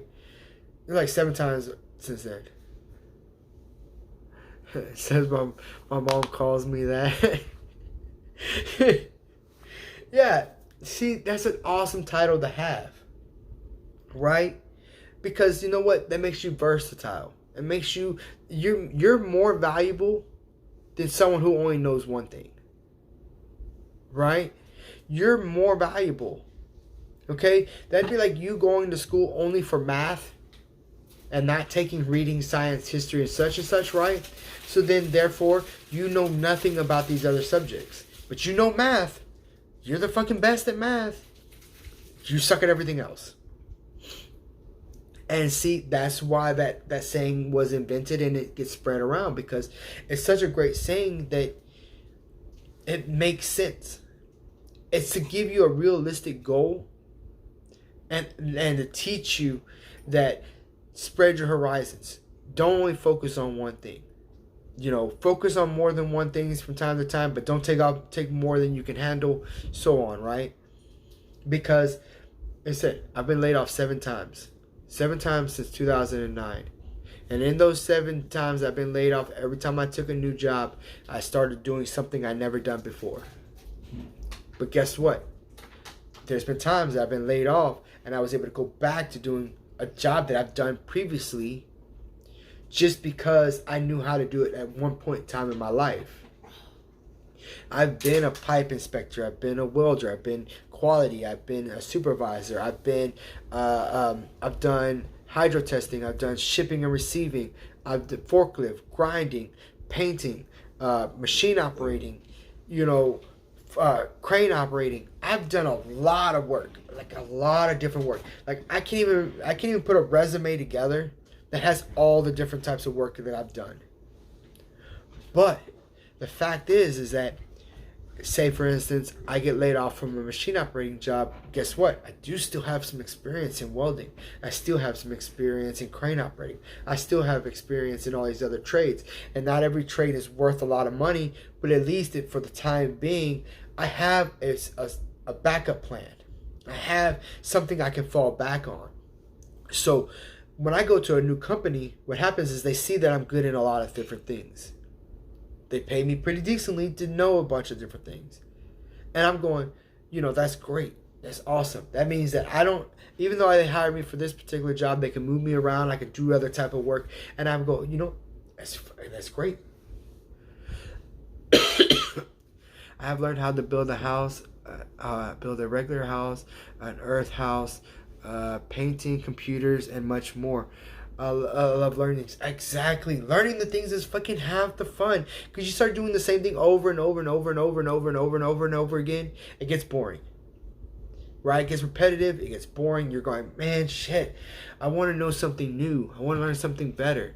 Like if you only focused on building houses, then eventually you're going to get tired of building houses. You're not going to ever want to know how to build better houses. You're not going to want to know how to build houses. You're going to be like, I hate building houses now. They're saying they have that saying, do a job that you love. Oh no, I won't do a job that I love. I'm not going to do a job I love just so you can destroy my love for that job. I'm not going to let you destroy my joys, okay? If I love running machines or certain types of things, I get bored easily. I get bored easily because if it's not challenging, sometimes I get bored, right? I want a challenge. I've done framing. I've done prefab framing. I've done custom framing. I've built 3-story houses. I've done where all the pieces are already put together. You just slap it all together. And I was building houses back when I was 16. So when I was 15, 16 years of age, I started building houses. When I was 16, I got certified in building maintenance. I know building maintenance. I like knowing that I can do almost anything, right? When it comes to, say for instance, when you were talking about earth homes, right? I don't know a lot about it, but I've seen videos about it. I've seen them where they build the houses out of concrete using the CNC little machine thing, and they can do the whole outlines and build you a whole house out of concrete. I've seen the one where they take the sandbags and they fill it up with sand and they stack it around and make little domes, and you live off the land pretty much, where they have a little solar panel on the top or whatever. I've seen those. Those are pretty cool too. I watch. When I watch something, I watch it to learn. I watch it to be entertained and to learn and different things. Say for instance, computers. I don't know a lot about computers. But my computer I had before, the power supply went out on it, and I was like, I had to learn how to put a new one in because I didn't want to pay all the money to get a new power supply and put one in. And I'm just disconnecting wires, and I'm like, okay, I just have to remember, which ones went where. And you know how when you get a new power supply for an older computer, they come with extra wires, and you don't know, you're like, wait, was this hooked up to something? I don't know. Since tell me a girl can't do that, I would go out of my way to prove them wrong. See, I believe in cross gender, it's like cross genders. I believe in cross gender learning, right? So, teaching my son to cook, right? Some people say, oh, well, that's for girls. Girls are the ones that need to learn how to cook. Well, I teach my son how to cook. I teach my daughter how to cook. I've learned how to cook since I was 10. Okay, when you have a single mother and you're hungry, you better learn how to make you something. And then I have 5 other brothers and sisters, and I was the oldest, so you have to learn how to take care of them. But I believe in that, right? I want my daughter to come out there and work on the car with me. I want her to come out there and do things when I'm doing guy stuff, because it shows that she gets to learn how to do it. Doesn't necessarily mean she's going to do it, but at least she learns it, right? And same thing with my son. he shouldn't have to rely on a woman to take care of him. He could take care of himself. The same way that my daughter's not going to need a man to take care of her, she can take care of herself. You should want the opposite sex. You shouldn't need him. You should want him, right? See, we all need to eat. We all need to breathe. But those are things we take advantage of, right? You take advantage of the things you need because you need them. You don't have really much of a choice. You have to accept it and you have to take it, and they have their roles, right? But when you want something, you enjoy it. I need to eat, but when I want a steak, it's fucking delicious.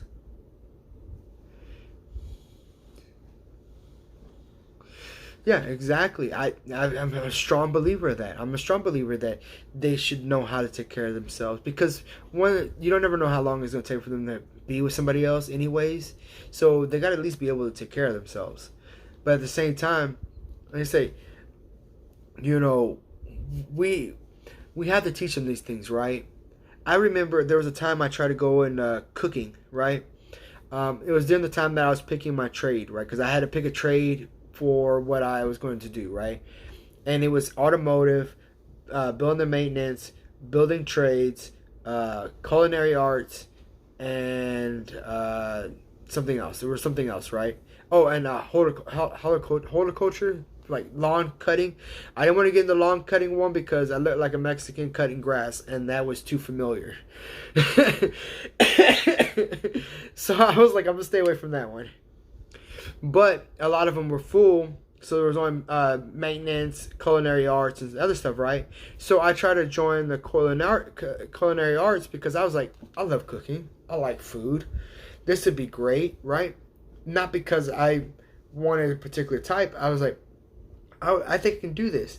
So I went to go ask them if I can do the culinary arts, and they told me no. And I asked them why. They said, well, that's for the girls. Right? That's the girls' course. And the only way that a boy can end up in culinary arts is if he was gay. So if you're gay, you can be in culinary arts. Or if you're a girl, you can be in culinary arts. So my other option was to take building maintenance, so I took building maintenance. But I thought that was unfair because I was like, damn, I gotta be gay to fucking cook? I gotta be gay to learn how to freaking scramble a fucking egg or fucking learn how to bake a cake or, you know, whatever. That's retarded. But I was at a trade school. I really didn't have much of a choice because I was there by court order. I was there by court order.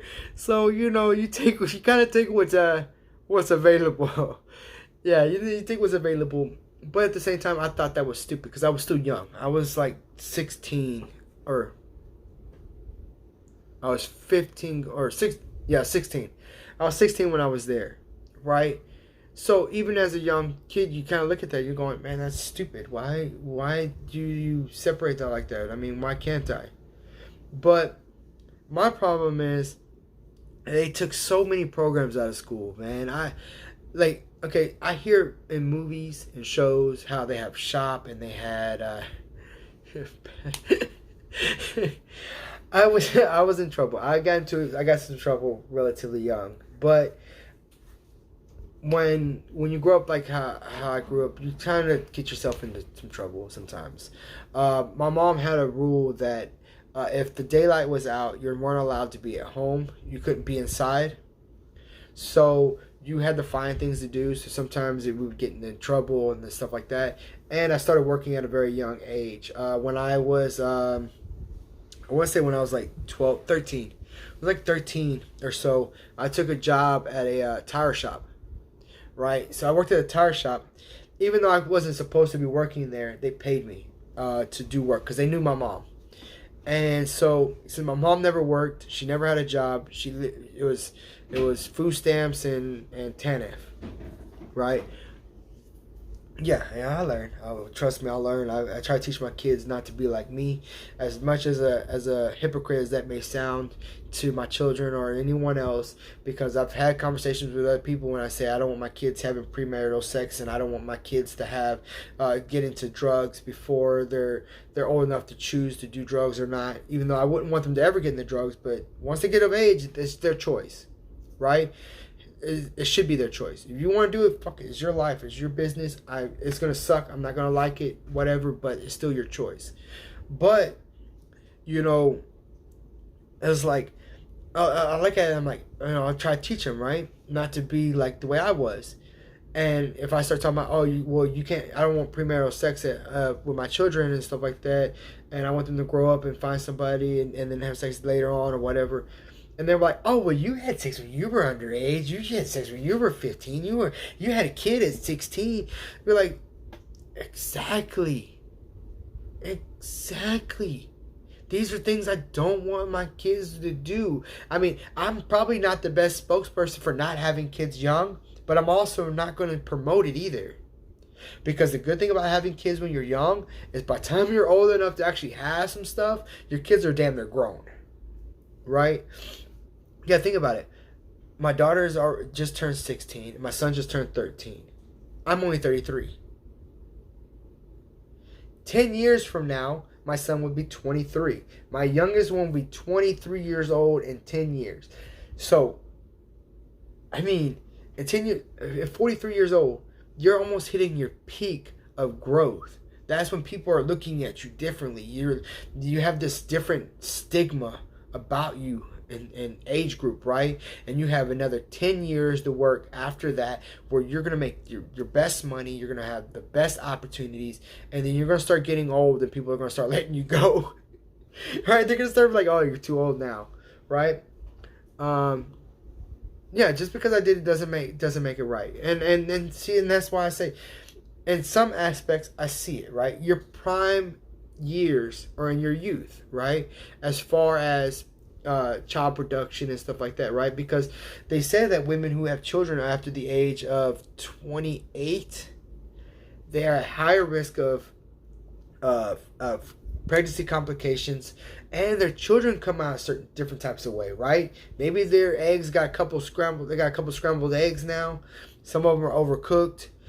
Children come out with like this weird shit going on with them. They said that peaks after a certain age. But when you're in your youth and your eggs are the healthiest, then they're like, oh yeah, this is prime children times, right? But at the same time, as adults, we understand that says, hey, when you're in those time frames, man, shit ain't working out. You have to pay higher insurance rates for everything. Nobody believes that you can work for them because you don't have enough experience to work, right? You want them to learn the right way to do things. That's what I'm saying, man. I want to teach them, right? See, like I said, my daughter's already 16. My wife was pregnant at 15. So we've already succeeded to pass our goal of not having children the same way that we had children, right? And that's what I'm saying. Like, we teach by our own experiences. But I've had these talks with people, and they're like, "Oh, come on now! You wouldn't want your son getting this, you wouldn't want your daughter getting that, and you were this crazy kid, and you were doing all this crazy stuff." And it's like, and so what if I was? I'm raising my kids better than I was raised. Okay, because I was raised a certain kind of way, and there were some things that you get away with. I mean, we got into some trouble. As you can tell, I was arrested numerous times at a young age. So, but I've been working for a long ass time. And what I've learned over time is that certain opportunities open up for you when you're at certain ages, when you're at certain stages in your life, and with certain opportunities will present itself with certain types of education or certain types of opportunity, like stuff, right? Yeah, my parents had me young, 18 and 19, but I had mine at 23 and 25. Yeah, see, those are good years, right? You're in your low 20s. You lose your 20 years, like in your 20s, of when you're going to be crazy and stuff like that. But certain people have their crazy years before their 20s, right? And some people have them in their 20s. But the thing is that, for instance, okay, You know how hard it is to have kids in your 20s. Okay? Just imagine it was just as equal as hard for your parents to have you in their 18s and 19s, right? So the thing is that we take the information that they have and they had and what they did, and then we transform it into our own, right? See, now these days, people are going to tell people, don't have kids, don't have kids, don't have kids until you have a career. You know what kind of career you're having at 23, 25? Not a very big one yet. It's not quite there yet. So if you wait until you're done with your career or get into your career, do you really want to put children in the mix now that you have a career? That'd be like having a nice, beautiful house, all white furniture, like it's the most beautiful thing you have, right? Right? You've established yourself. You have good money, you have this nice house, and then you go get a pig to live in your white house. Because the early stages of children is pighood, and they run around like little piglets and just get into everything. Like, I swear to God, they can get into stuff that you didn't think they could get into. Now you can deal with them better. Yeah, anything that's new, anything that gets thrown into the mix is going to be a challenge. So regardless if you're in your 20s or in your 30s or in your 40s, doesn't take away the challenge of something new, right? But it's really what you want to focus on, right? Now, so if, like I said, if you're all about career, and then before you know it, you get to your late 30s and you're trying to have children, and you're in the doctor's office and they're telling you, oh yeah, I'm sorry, all your eggs are fucking gone. They're gone. You'll never have a child, and you're all depressed. You're like, oh, why? I wanted to have kids. Well, you lost that opportunity. Or you were too focused on your career that you didn't focus on the family part that you said you wanted. We're only here for a certain amount of time. There's time frames for everything, right? Same way with men. Men can only our shit starts to decline over time. Sperm count, whatever, right? It all goes downhill. Same way for women, things go downhill. It's just nature. Finding a peak time to let nature take its course is never going to be a good time. Let's see. They have dried up. Yeah, they're all fucking dried up. They don't have anything left. They're trying to find somebody young to sell them their egg, and then, does it really make it yours just because it's their egg inside of you? It's a whole thing, and then it costs you like $10,000 to $15,000 to get impregnated. You could have done that for free at a nightclub in the middle of the night with some stranger 20 years ago. You'd be like, I was like, oh, I had this weird experience at this club, and I got pregnant, and then I went and got Plan B. I got Plan B, and I killed it, or I went and got an abortion, and then, hey, how you doing? Hey, look, you finally got to catch one. Yeah, we were just sitting here just chatting, right? Yeah, Penny's been trying to catch my live for a while. Every time I'm live, she seems to have some issues with it, but that's probably on my end. But yeah, it's good to see you here. You finally got to catch one of them. We've just been in here talking about all kinds of stuff, right? But what we're saying is that, look, putting children in the mix is never going to be a good time. Never. Doesn't matter if, yeah, right? It doesn't matter if you are, like I said, in your 20s. It doesn't matter if you're in your 30s. It doesn't matter if you're in your 40s. When you put children into it, it's never a good time. But that's why we look at our parents to see what they did. And see, what the problem is when we start missing parents, you start missing certain aspects, you don't know what to expect during parenthood. You don't get to see the small arguments between the father and the mother about how they're raising the kid. You don't get to see the small arguments about how they eat. You don't get to see the small arguments over what they're allowed to play with and this and that, right? So at the same time, when you're presented with those things, you don't know how to act. You just know that you're looking in the best interest, but it's all about resolve, right? You have to be able to resolve whatever issues you're having with your significant other. You know, I've taken care of many kids, right, over my time. You know, from my brothers and sisters at a young age, with my single mother who didn't have a job, living on food stamps in TANF, to raising my brother-in-law and sister-in-law, having my kids, and helping out with other people's kids, family members' kids and stuff like that. I love children, right? They're the best thing in the world. They're not, like I said, I'm not a very religious person, but most people say that they're a blessing onto everybody, and they're also cursed because they will drive you crazy. They'll make you wanna sometimes. They'll drive you to a whole nother level of crazy that you didn't know you could reach. but at the same time, at the end of the day, when you sit there and you put them to bed, or you get to see there and they're showing you this love, and you're going, you know what?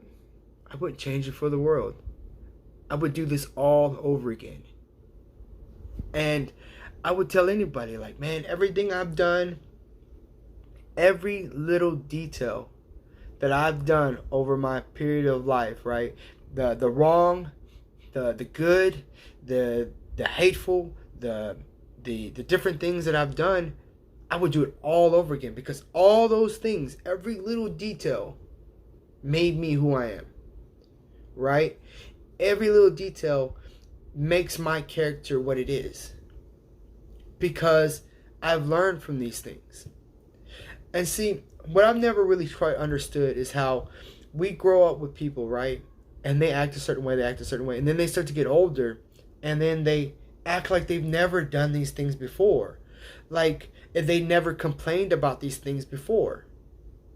So, for instance, if we're talking about a certain public service that's being provided to the people, and we start talking bad about it, they're going, oh, you can't talk bad about that because we needed that when we were younger. Like, you were raised on food stamps, you were raised on Medicaid, you were raised on this, and you're raised on that.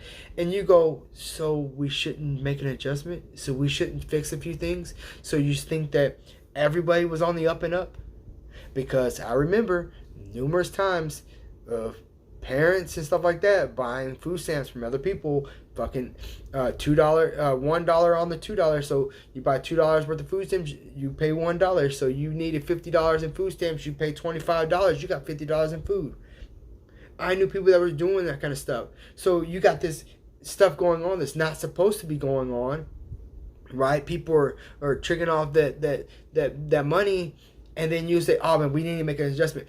Oh, come on now. You're being insensitive. You're being out of line. That's not, that system is needed. But, like, I'm not saying the system isn't needed. I'm not saying we shouldn't have these things. I'm saying that we either need to make an adjustment and fix it, or we need to end it completely. Because if we can't fix it, it needs to be scrapped. Right? If we can't improve it, it needs to be scrapped. Everyone wants to improve the country and this and this and that, but so when things aren't working in the country, what do? We scrap it, right? A certain law wasn't working, we scrap it. A certain bill wasn't good enough, we scrap it. But yet we pass a certain topic or a certain program to take care of people, and then if it's failing, we won't scrap it, even if it's failing. They're like, oh, well, too many people need this. I'm like, I get it. But what do we do about the 1% of people, or the 10% of people who are taking advantage of the system? You always say that the 99% of the good have to take up for the 1% bad, right? Look at gun laws. Anyone who is legally allowed to have guns, or legally they don't do nothing wrong with their guns and stuff like that, well, they always have the answer for the 1% of people who are going out committing gun crimes, or 10% of people who are out committing gun crimes, whatever the case may be. So if it goes in either direction, everyone has to answer for the 1% that's not doing things correctly. So that's what we're saying. Like, hey, even if 90% of people are using the system the way it's supposed to, The 10% that are not doing it right are the problem, and they're bringing down the entire system. They'll say that about crime. If you live in an area that is really nice, and then all of a sudden 10% of the people in that area start to trash the place and start to do all kinds of crazy crimes and stuff like that, what would happen? It would then bring down the entire community. See, they say that we are all Americans and we're all community, but yet we're not all allowed to talk to each other about some of the things that we're having issues with. If we're a community, we should be able to address it as a community and address the problems and find a solution. We've talked about homeless problem. We talked about how if the homeless program isn't working, then we need to scrap it, say we took a loss, and figure out a way to fix it. Throwing more money at a problem doesn't fix the problem.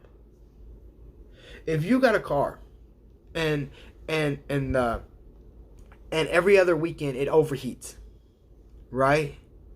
And you change the water pump, you change the thermostat, you change the radiator, you change the radiator fan, you're trying to take care of it the best way you can, right? And you've then thrown $500 at it every time you fix something, right? Every time you fix the radiator, you fix the radiator, it costs you $500. You should fix the water pump, $500. You fix the thermostat, $500. If you fixed the cooling fan, $500. And then it's still overheating. Do you still keep throwing money at it? No. You say, nah, this car's got to go. I'm tired of fighting with this car. This car keeps overheating, and I'm not going to keep throwing money at a problem that isn't going to fix itself. Because I've already tried. And thank you, Pandy, for sharing me out. I appreciate that. Good money after bad. Yeah, that's what I'm saying. Look, I've tried to point these things out as saying, hey, look, I'm not so disconnected that I don't think that we don't need any programs, right? I'm for small government, low taxes, right?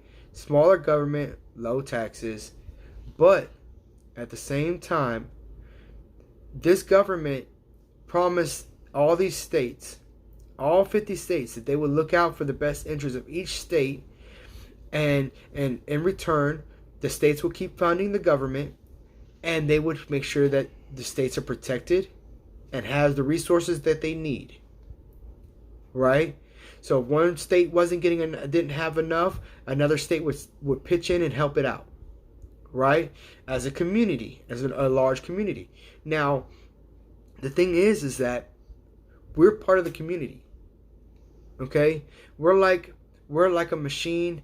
I'm part of the machine. You're part of the machine. Everyone's part of the machine. But when certain parts of the machine starts to fail, we either need to fix it or get rid of or make adjustments to it, right?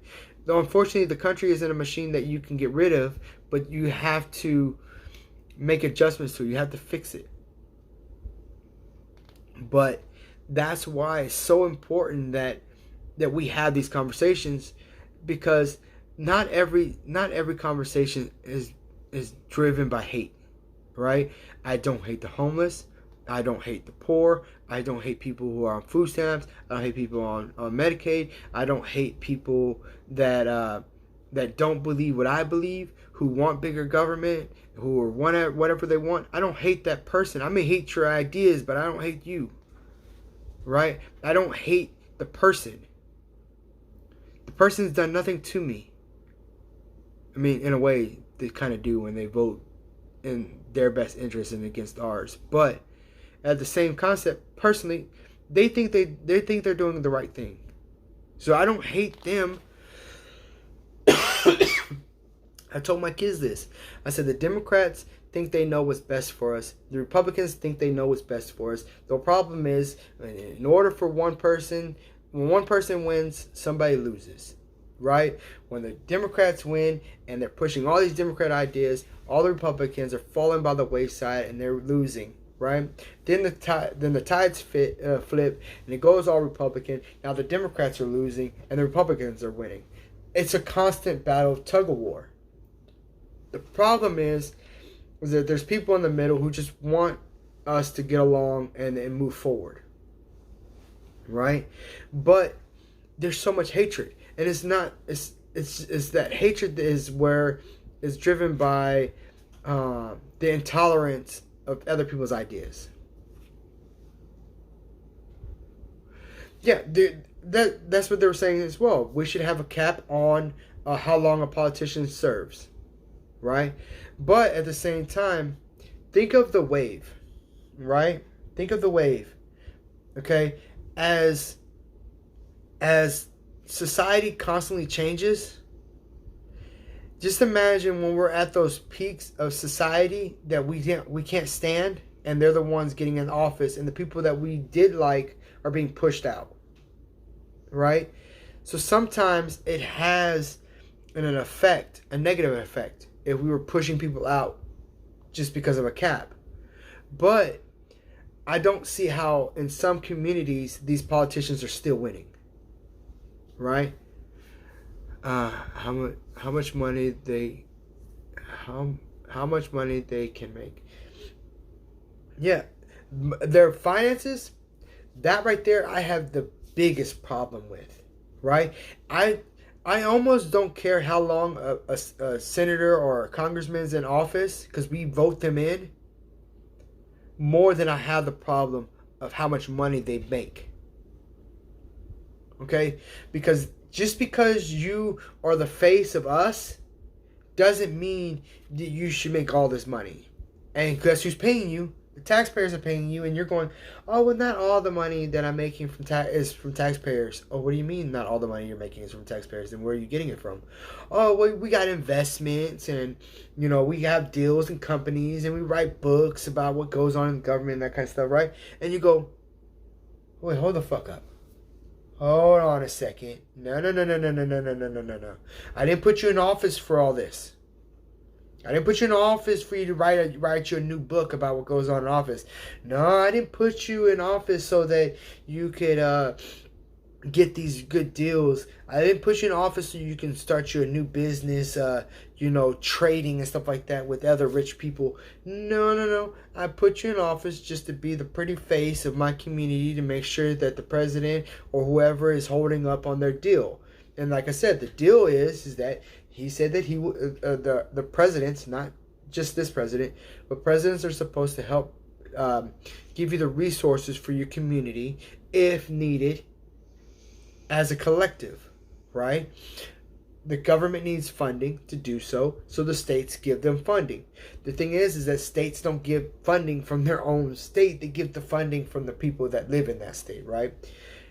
So essentially, you would pay your state, and they would take a piece and they would send it in, so on, right? But just imagine one of these states seceding from the United States. They're not obligated to stay. Remember, they're not obligated to stay here.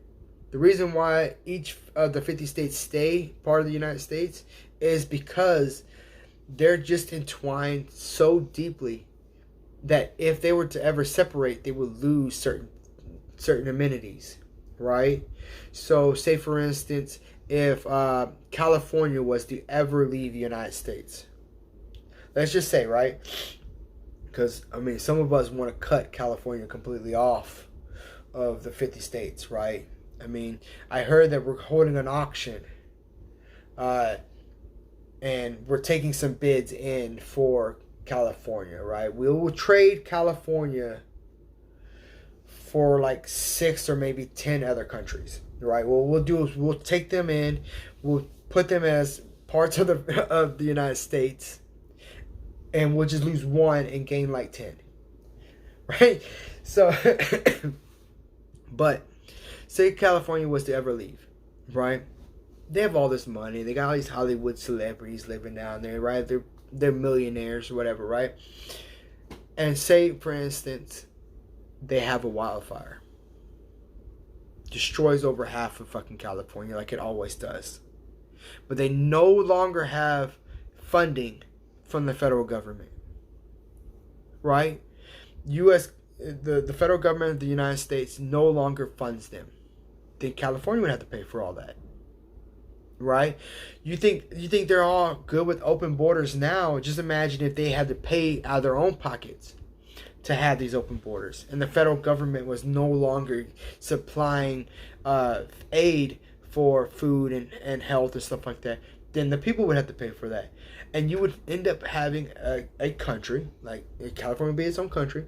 You have a country struggling with its own population and its funding for its own natural disasters that happen on a regular basis. See, being part of the United States comes with the amenities, right? A fire starts in California. You start needing to get funding to California for the put out the fires and to rebuild. And what happens is every state who's been contributing will eventually throw money at the problem, hoping it will fix itself or fix it, and then in return, if their states need any problems or anything, or their states have any problems, the same thing would be is money would come out of California and it would fund other places, right?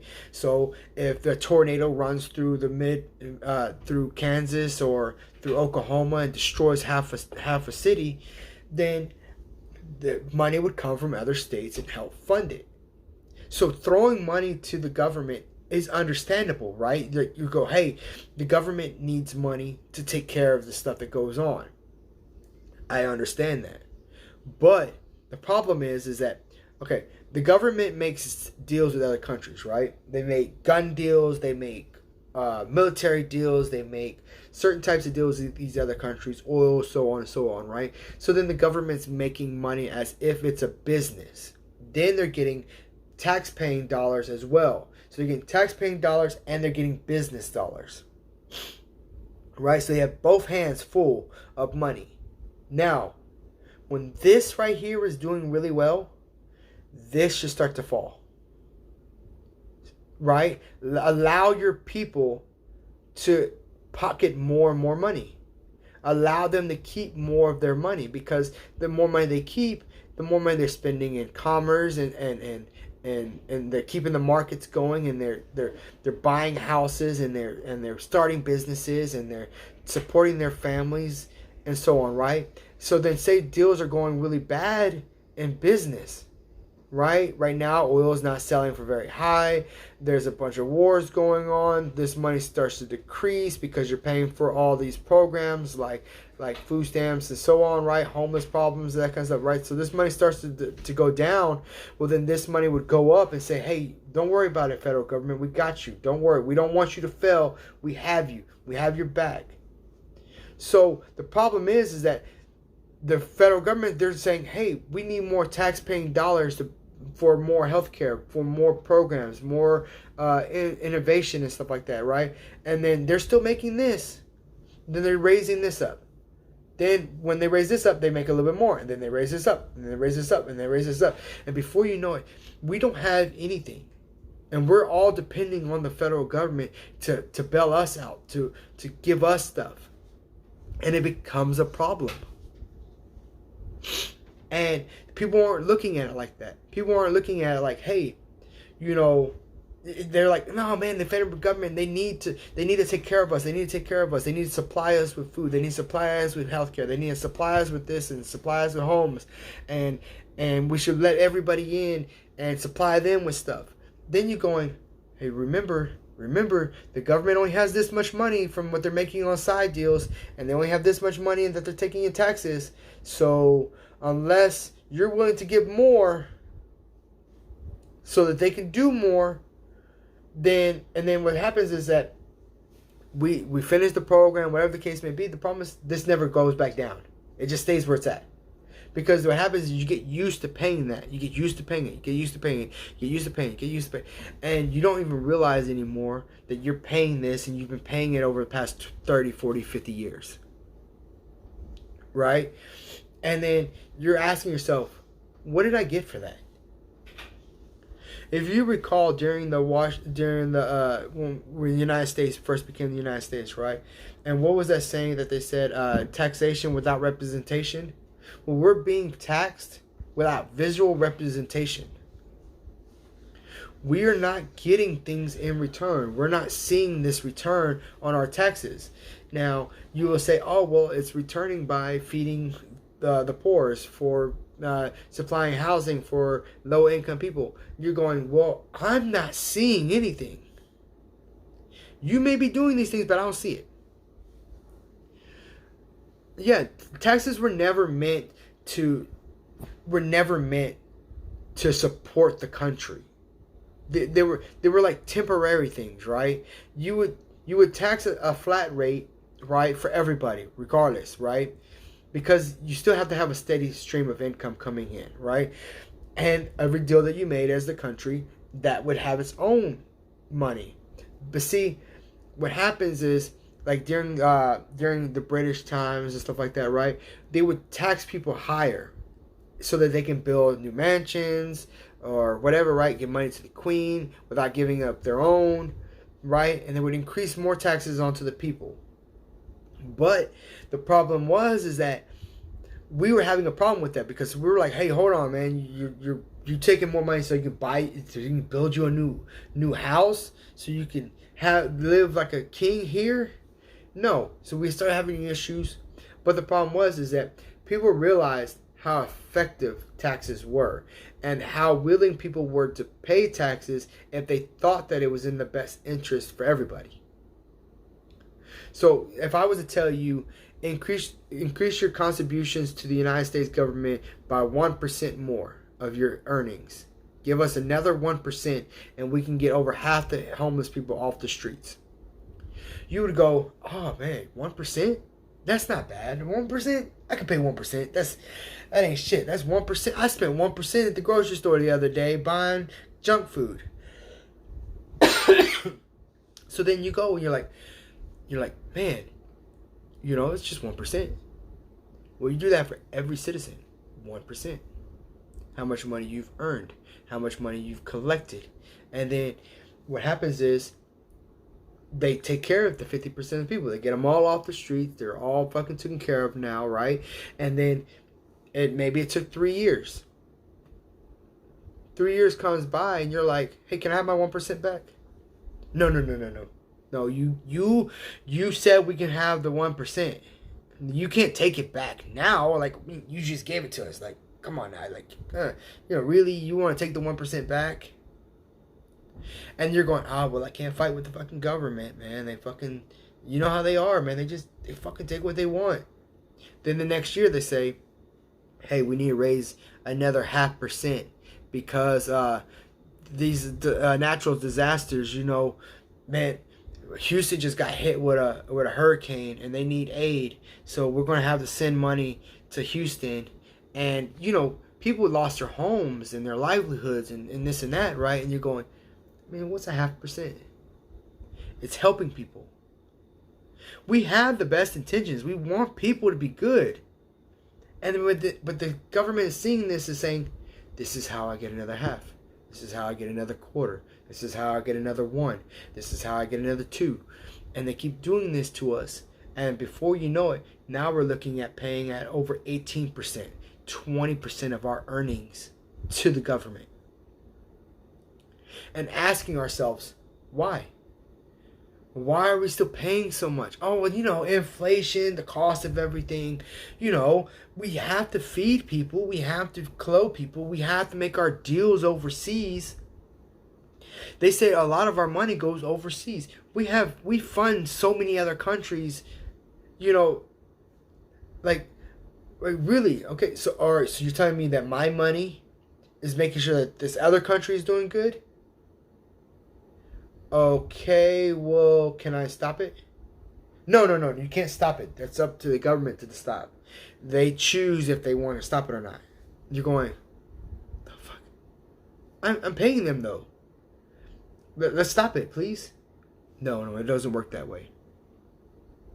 So then, what happens is we get a politician who says, I want to lower taxes. I want to lower taxes on the middle class. I want to lower taxes on the poor class. I want to lower taxes on the rich. I want to lower taxes overall on corporations. And then people will go, oh my God, you're out your mind. Lowering the taxes? What's wrong with you? How is this country going to stay afloat? And you go, what? But But the country will stay afloat because I'll still keep spending money. And the country needs us to spend money, so ain't I helping? Right? And it's a constant battle.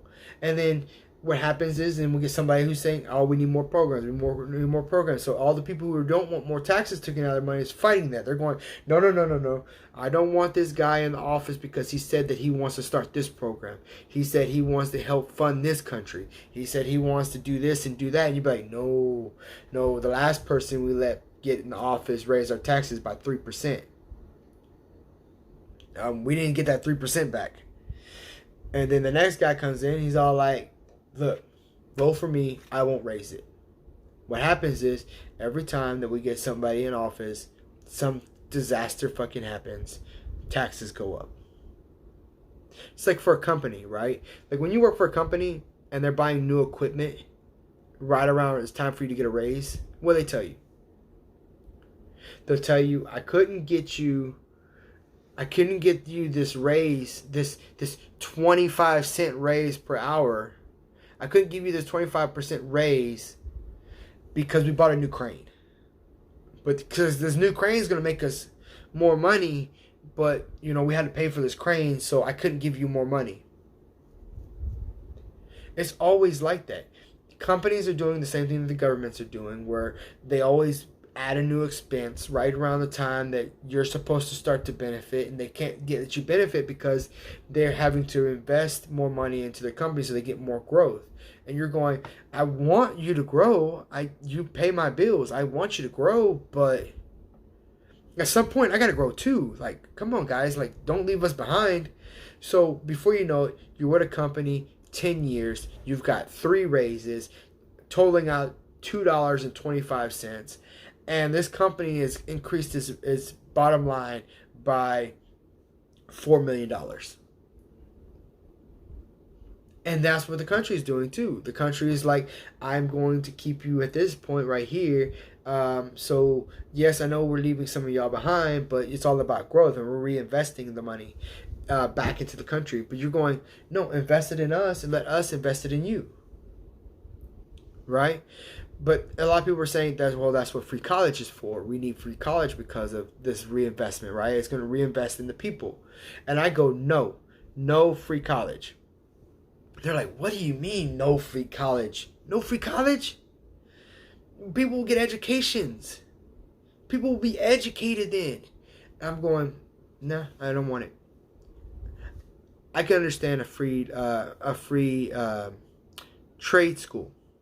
I can see that, because since the government and the states have decided to take every single learning trade out of schools,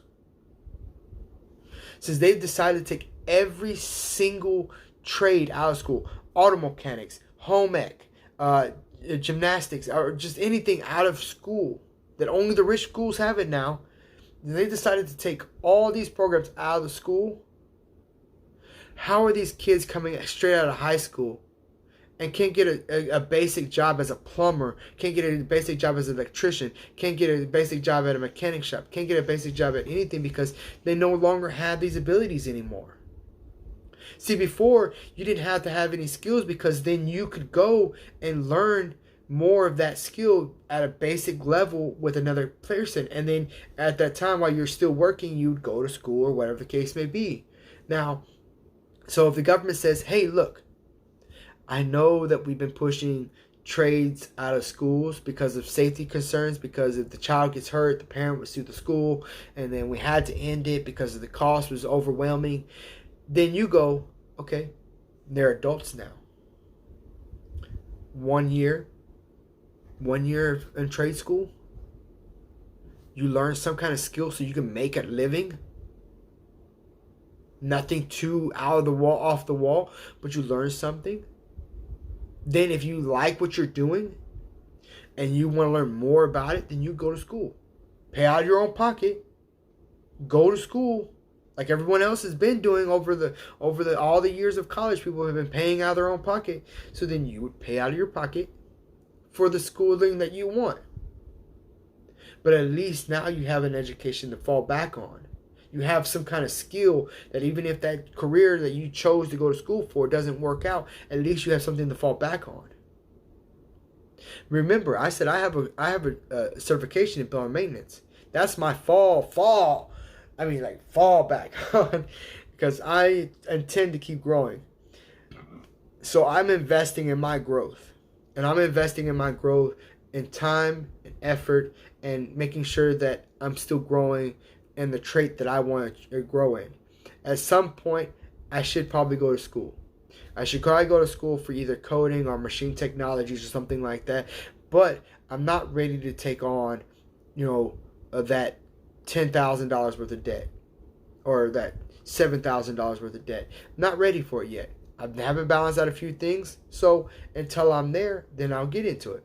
See, people are going to school and learning skills that aren't helping them in their everyday careers.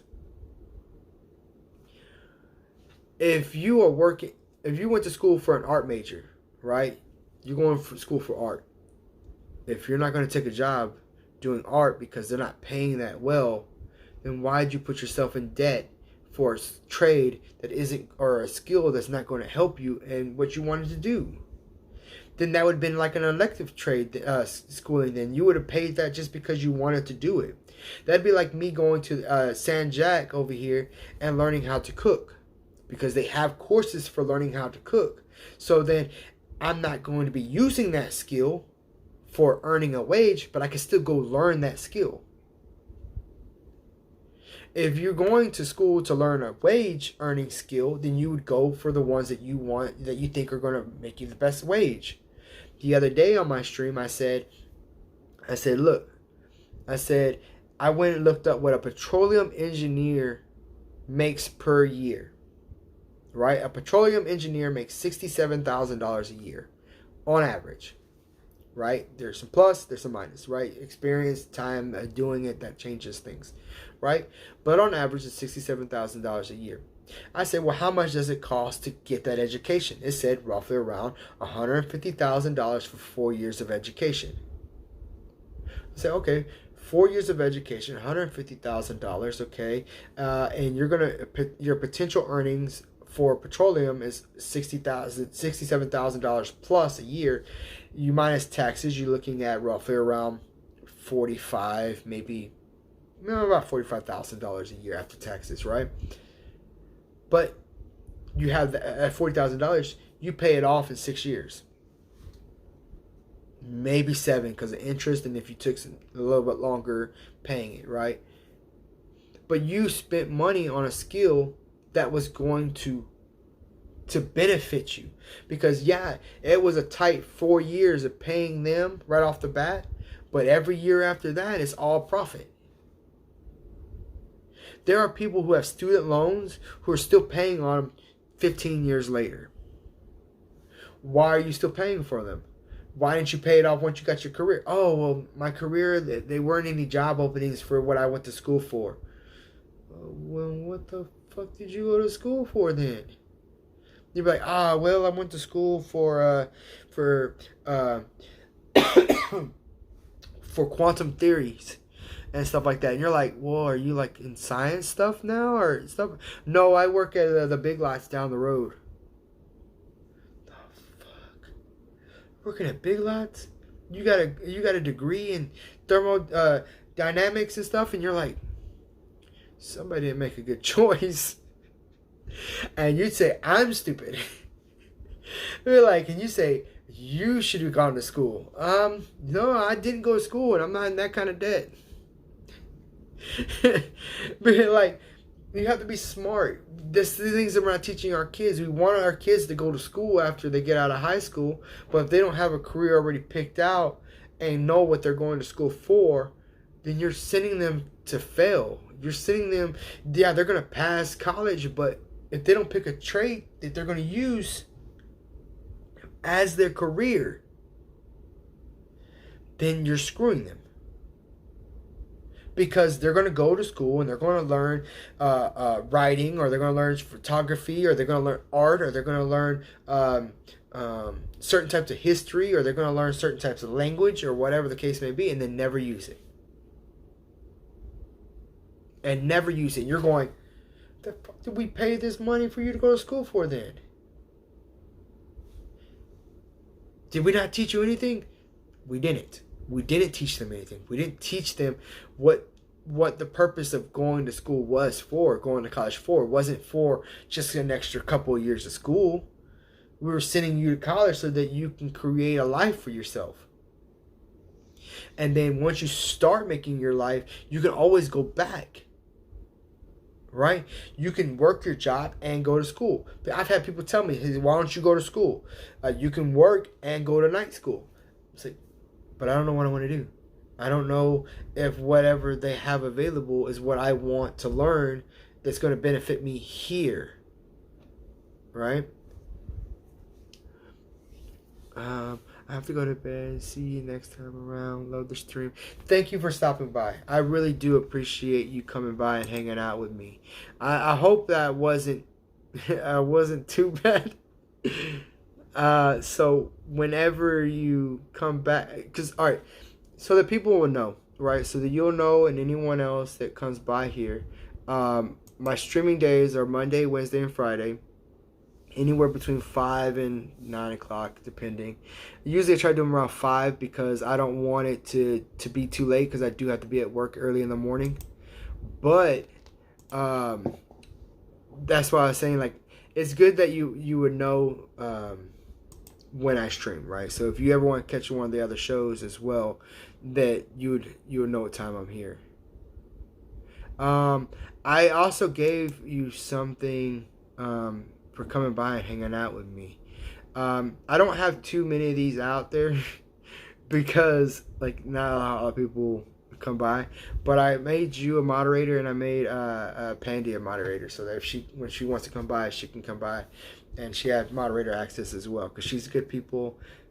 You've been really good, right, to me. We've had great conversations, and I hope to see you more whenever you see me live, feel free to stop by and hang out. I think it's been fun.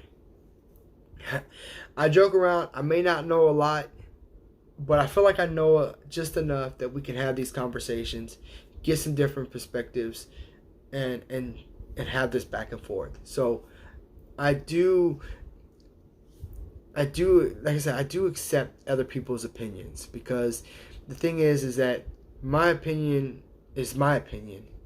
And I'm willing to listen to other people's opinion, because we don't see things the same way. Your life story is different from mine.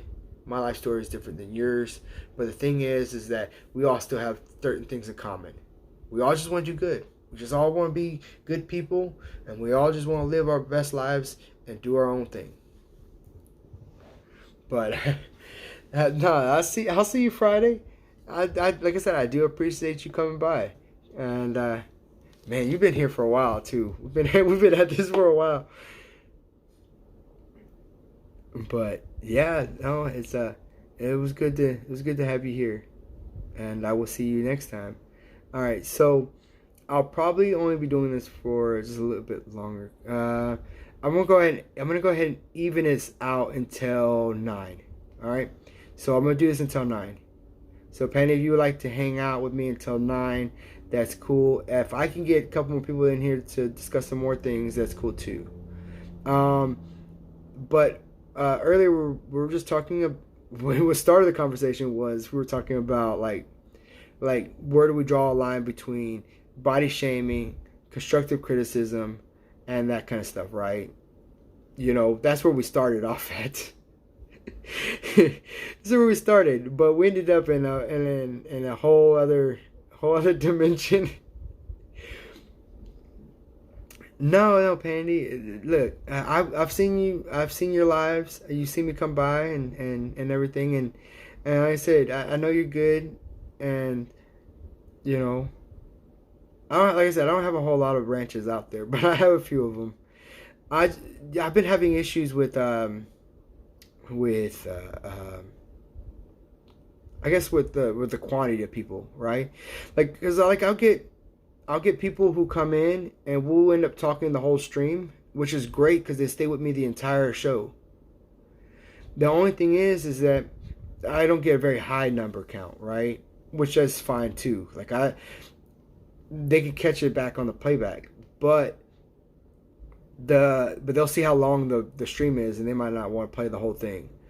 But it's actually quite entertaining sometimes. Like like it can be quite entertaining to go back and watch it. But I don't stress about it. I've seen people stress about the quantity. I think it's the quality of the conversation and the stream that matters more. Right? So if we're having a good quality conversation and the back and forth is good, then that's all that really matters, right? Let's see. I appreciate it. Really helps to have good mods. Yeah, you know what? That's what I've seen a lot of. Like I'm only a mod in a couple people's channels, right? I'm a mod in there's one person, Citizen Man. I'm a mod in a couple of the networking streams like G Kicks and Think Dragon. What else? Who else is there? And then I think I'm a mod in something Gorilla something. I'm a mod in his as well, and his is a networking thing too. But they tend to talk about weed mainly on his. But at the same time, like when I go on other people's lives, I try to interact with them, because not only is I know that those particular streams are for networking, but I feel like you have to have a certain level of courtesy and respect for the person who's doing the show, right? So, say for instance, when I'm at your show, I might go, oh, hey, how you doing? How was your day? So on, like, oh, hey, I caught this or I caught that or whatever, right? And to have that back and forth, right? Because as easy as it is to just say, hey, who's here in the chat? Who's available? Who wrote what? Sometimes it feels good knowing that other people are not just there just because they know that you're doing a networking thing, right? They're not just going, oh yeah, they network. I can go to their stream. I'll just say hello, jump in a couple of times, and then jump out. But I'm going, well, no. If I'm gonna stop at this particular live, then I'm gonna say hello. How are you doing? How was your day? What were you doing today? And how's work or how's whatever, and I'll talk to random people like that. Because what got me into it is I was watching this one guy, JB Gunner, which the lady that was here earlier, she's from his show. She met me there before, and when I would watch his shows, I would comment, right? There were a couple comments or whatever, right? And it got me more and more into people's shows. So when I finally started doing my own YouTube thing, now when I'm out networking and stuff like that, I'm going like, hey, how are you doing? This and that, because it got me used to asking about the host. It got me used to talking about the topics that they're talking about. So at the same time, I'm like, I'm going to show a certain level of courtesy and respect for the persons that I'm there. I may not always disagree with everybody I've watched. I've watched a lot of people. But at the same time, that back and forth is so much more entertaining and so much more, a lot more fun, right? Exactly, it's human interaction. I don't get the high numbers, but I get great people in the streams. Yeah, and I've met a couple people from your streams, right? I have issues with networking channels as well, right? It's because as much as they help, they also hurt, right? Because what happens is, even though that they're coming by and they're subscribing to your channels or whatever the case may be, if they're not interacting with you, that means that they're not getting your notifications all the time. That means they're not getting you they're not getting you to pop up on their recommendeds and stuff like that on a regular basis. Because like I was telling the other lady, I was like, hey, I haven't been at JB Gunner's show in a while, and I'm not getting any of his notifications. Well, because you're not getting his notifications because you haven't been by there lately. right? Because what happens is, say for instance, if I only go to streaming or networking channels, then networking channels are the only thing that's going to keep popping up on my recommended. Sorry, I'm a little under the weather. Okay, so but that's what's going to keep popping in. So I spread mine out, right? Like anyone who's live, I will jump in and out of everyone's lives, right? Like I'll be like, "Hey, how you doing? What's going on? How was your day?" And I would talk to them for a minute. I was like, "Hey, well, I'm live jumping, and I'm just stopping by to say hello, and I'm going to I might be back later if you're still on." And they're like, "Oh, hey, good. Thank you, for Jose, for coming by, and we'll hopefully you come back by." And I'm like, "Okay, cool." And I'll leave, and I'll look on my list of people who are live, and I'll go, "Hey, how's it going? I seen that you're alive. I'm just live jumping." When I say live jumping, I'm jumping around from live to live. I don't know exactly how long I'm gonna be here, but I'm showing you a like and a share and some support, and I'm going, hey, I'm hoping that somebody does that for me, right? Like somebody's going to come by my channel, see that my channel's live, and even if they didn't want to hang out, acknowledge that they were there, say, hey, how you doing? And then leave me a like, and then share me out, and then they can leave. Does it hurt my feelings? Not one bit. Because all the people who are staying aren't just staying there just because they want the attention, or just because they're actually staying there for whatever content that I'm providing at the time, right? And so, say for instance, I'll have 30 views and only 4 likes, or 30 views and 3 likes, and I'm going, well, that just means that people were jumping in and out, whatever, right? They seen that I was live, they clicked on it, they seen it, see me talking, and then they clicked back out. And before, I used to not like people's videos. And the reason why I didn't like people's videos is because I didn't want that particular type of video constantly bombarding my YouTube home, right? Like, so when you're on your home YouTube, you know how you get all those recommended, or you start getting a lot of notifications for what they think you might like? And they're doing that based on your likes, right? But I understand also that your likes are what gets you on the feed, right? On the trending and stuff like that, right? You get a bunch of likes and you get a lot of people in your stuff. Then what happens is the algorithm starts to push you more and more up and push you out there. But like I said, people aren't wanting to flood their own stuff with the likes. Right? And then what if I'm talking about something they really don't like? They're not going to just like it just because they were there. They're going to be like, yeah, the guy was talking about pro-Trump and pro-Republicans, and I don't like Republicans and Trump. And if someone sees that I like that video or whatever, all my likes are public and they see it, and then all of a sudden I'm getting flooded with Republican and Trump stuff. And you're going, man, why did I like that guy's page? People are seeing it like that because that's how I was seeing it. But I also understand, like, hey, look, I need the likes in order to pop up. But at the same time, I don't need random people jumping in. I need loyal people jumping in. So it's loyal people who are coming by here and they see that I'm live and they're going, man, I don't care how long he's live, I'm going to hang out with him. I don't care if I only have 30 minutes. I'm going to let him know, hey, I only have 30 minutes to be with you, but I just want to let you know, hey, I appreciate you streaming and you're talking about this or you're talking about that, whatever, right? There's a guy that comes into my live, K-Dog, from Japan. He's probably asleep right now because he's up.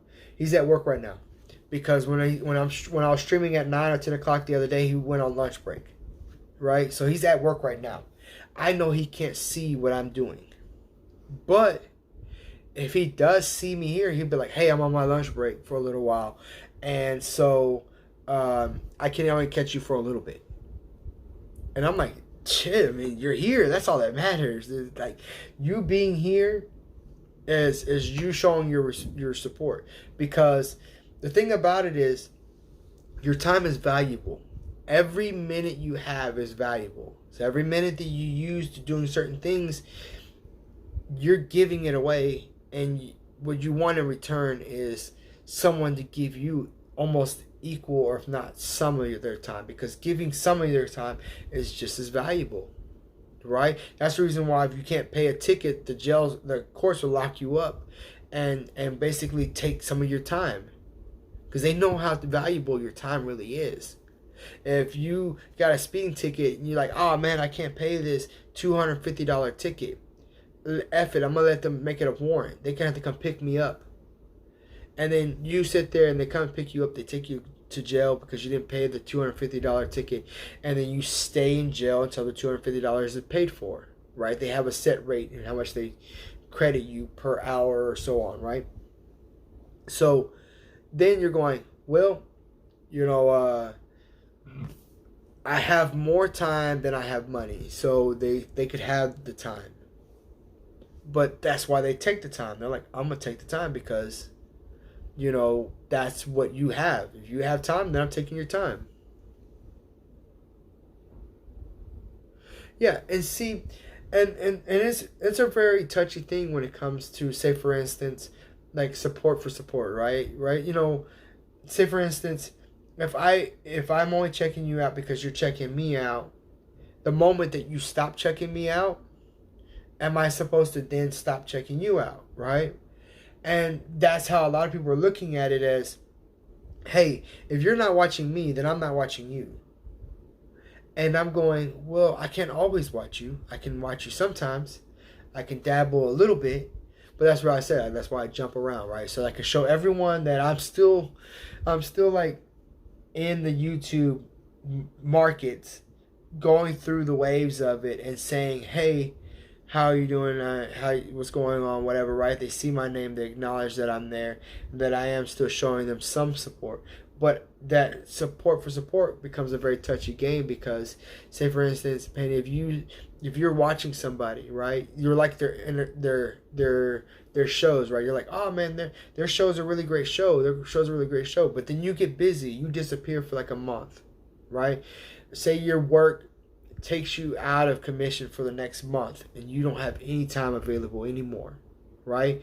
You're not catching hardly anybody's streams, and people start to notice that you're not there, and they're going, where's Pandy at, man? I guess Pandy don't care about my stream no more. Well, I'm not going to follow her no more because she doesn't want to watch me, right?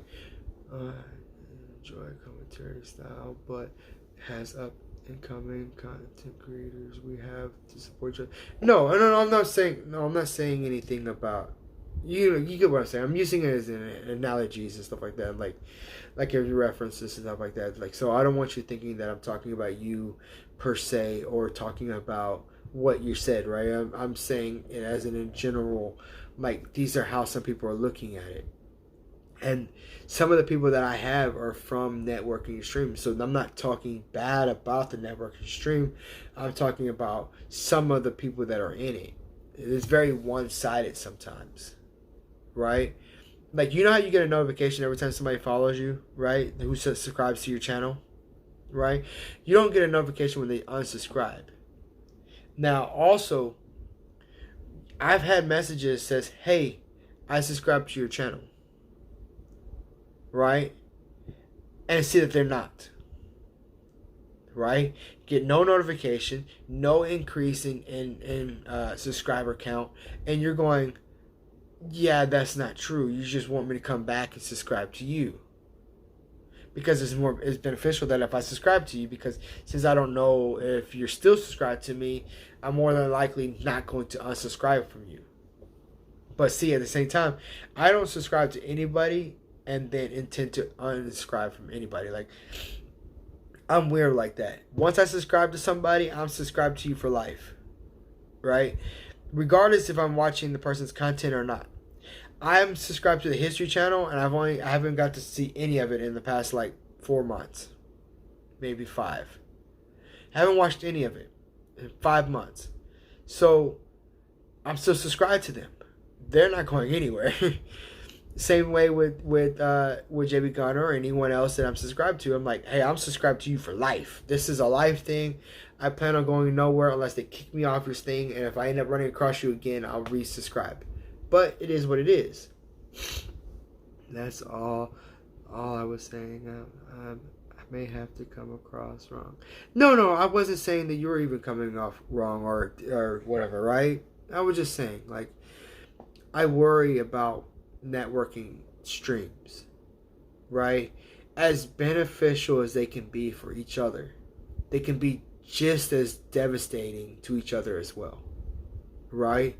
Because you've seen when they did their last purge, right? Where people were losing 1,000 people, losing a couple hundred people, losing all these people. During that last purge that they had, you know how many people I lost? I lost like 4 people. I lost 4 people. I don't know if it's because my count is lower than everybody else's, or if some of the people who are subscribed to me at least come and look at my page, right? That they at least look at it every now and then. They see my notification and they might have clicked on and they click right back off. I don't know. But they're doing that to try to prevent us from doing that whole, hey, you know, I'm just showing you love because you're showing me love, or because you're a new creator and I'm a new creator. We should look out for each other and grow as a community. They're not looking at it like that. They're looking at it as, oh, well, you're doing this sub for sub, and it's cheating the system because we do pay you once you get to modernization status, right? And that's how they're looking at it, right? Look, when I lost the 4 people, I was like, man, dang, I've lost like 3 or 4 people just the other day, like just over the past couple of days, because I guess, you know, sometimes my stuff isn't as entertaining. Maybe they didn't know what they're getting themselves into. I don't know, but I try not to look at the numbers. But at the same time, I want to get to 1,000 because I would like to see some ads on my stuff and getting to this other stuff. But at the same time, I'm not going to force it. I'm not going to put myself in a position where I'm jeopardizing my own. I don't want to say credibility, but my own stance of saying that I make content, right? It's false engagement. Yeah.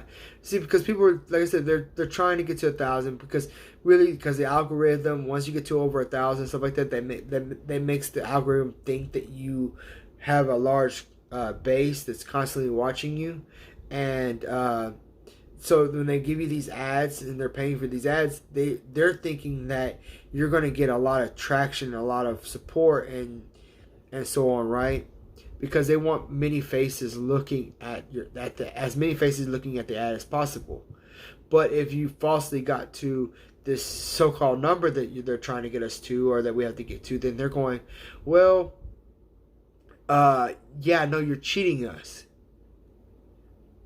You know, we're spending money to make sure these ads or whatever, the customers are paying for us to make sure that a certain amount of people are looking at their content, and they're not getting enough views on their ads, and they're going, well, what's going on? So they're trying to fix these issues. But the problem is that we as creators, or even new creators, we're going, look, I'm just getting started. I'm just trying to reach out. I'm just trying to advertise myself. And see, that's the reason why I don't have a problem with advertising yourself in somebody's chat, right? So say for instance, say for instance, I went to your chat, right? And I put in there, hey, my name is Jose Hall, and I do streams about life, politics, and everything in between, right? YouTube looks at that and says, oh, no self-promoting. You cannot promote yourself. And then you go, well, how else am I going to get my stuff out there? Like, yeah, I know that people will eventually come and check it out, or so on and so on, but you're not recommending me because I don't have a very high subscriber count and a lot of views, and you're not really pushing me out there. And so am I supposed to go from like person to person and be like, hey, Jim, you know I work with you and everything. We good people. Hey, go to my YouTube channel and check it out and share it. And then you're trying to share your own stuff, and everybody else, you're trying to market it that way. Well, why can't YouTube be used the same way to advertise yourself? Yeah, I'm not paying you for the advertisement. I'm not saying, hey, can I advertise myself in your channel because I need the views, right? That's different. That's a whole different market. That's a whole different attack system. And you go, all I said was, hey, I do videos on life, politics, and everything in between. Oh, you can't do that. Well, that's messed up.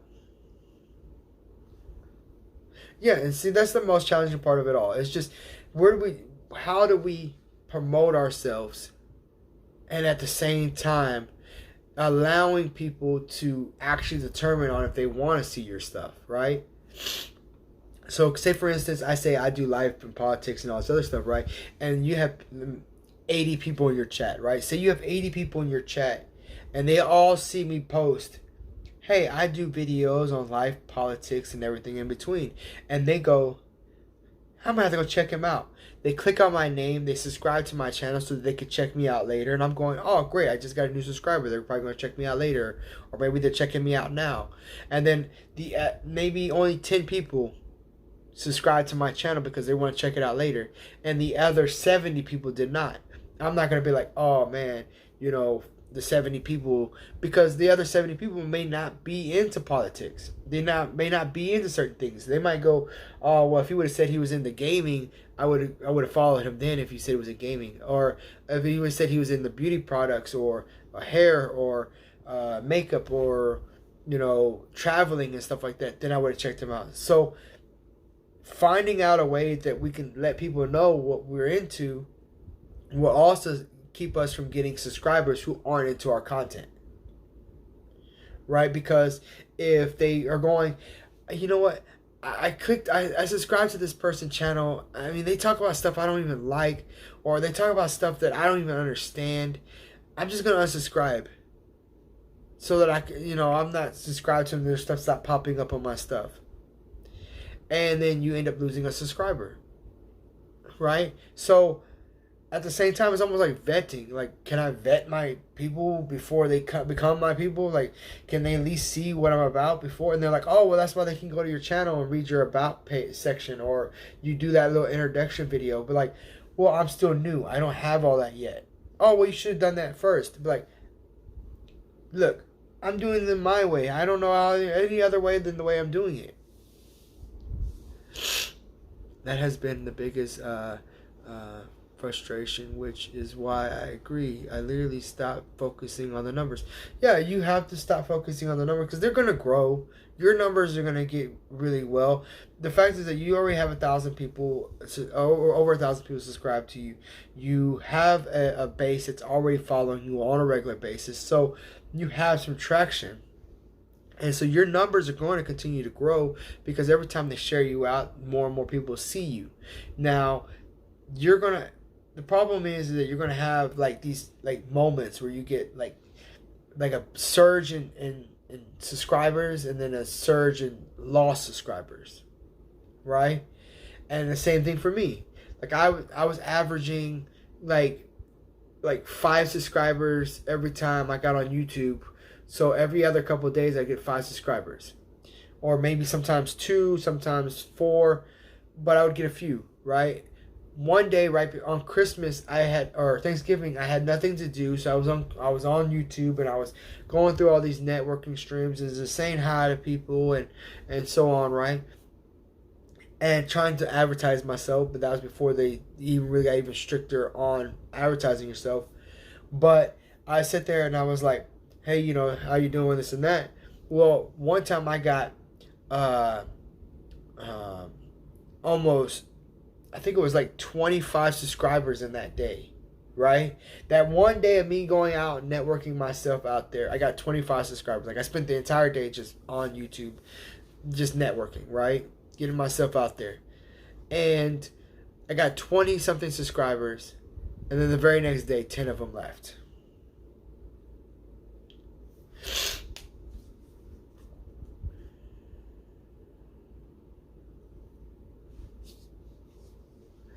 Yeah, I appreciate that too. Just knowing, you saying, hey, just is even more beneficial for me as a content creator than you just showing up, right?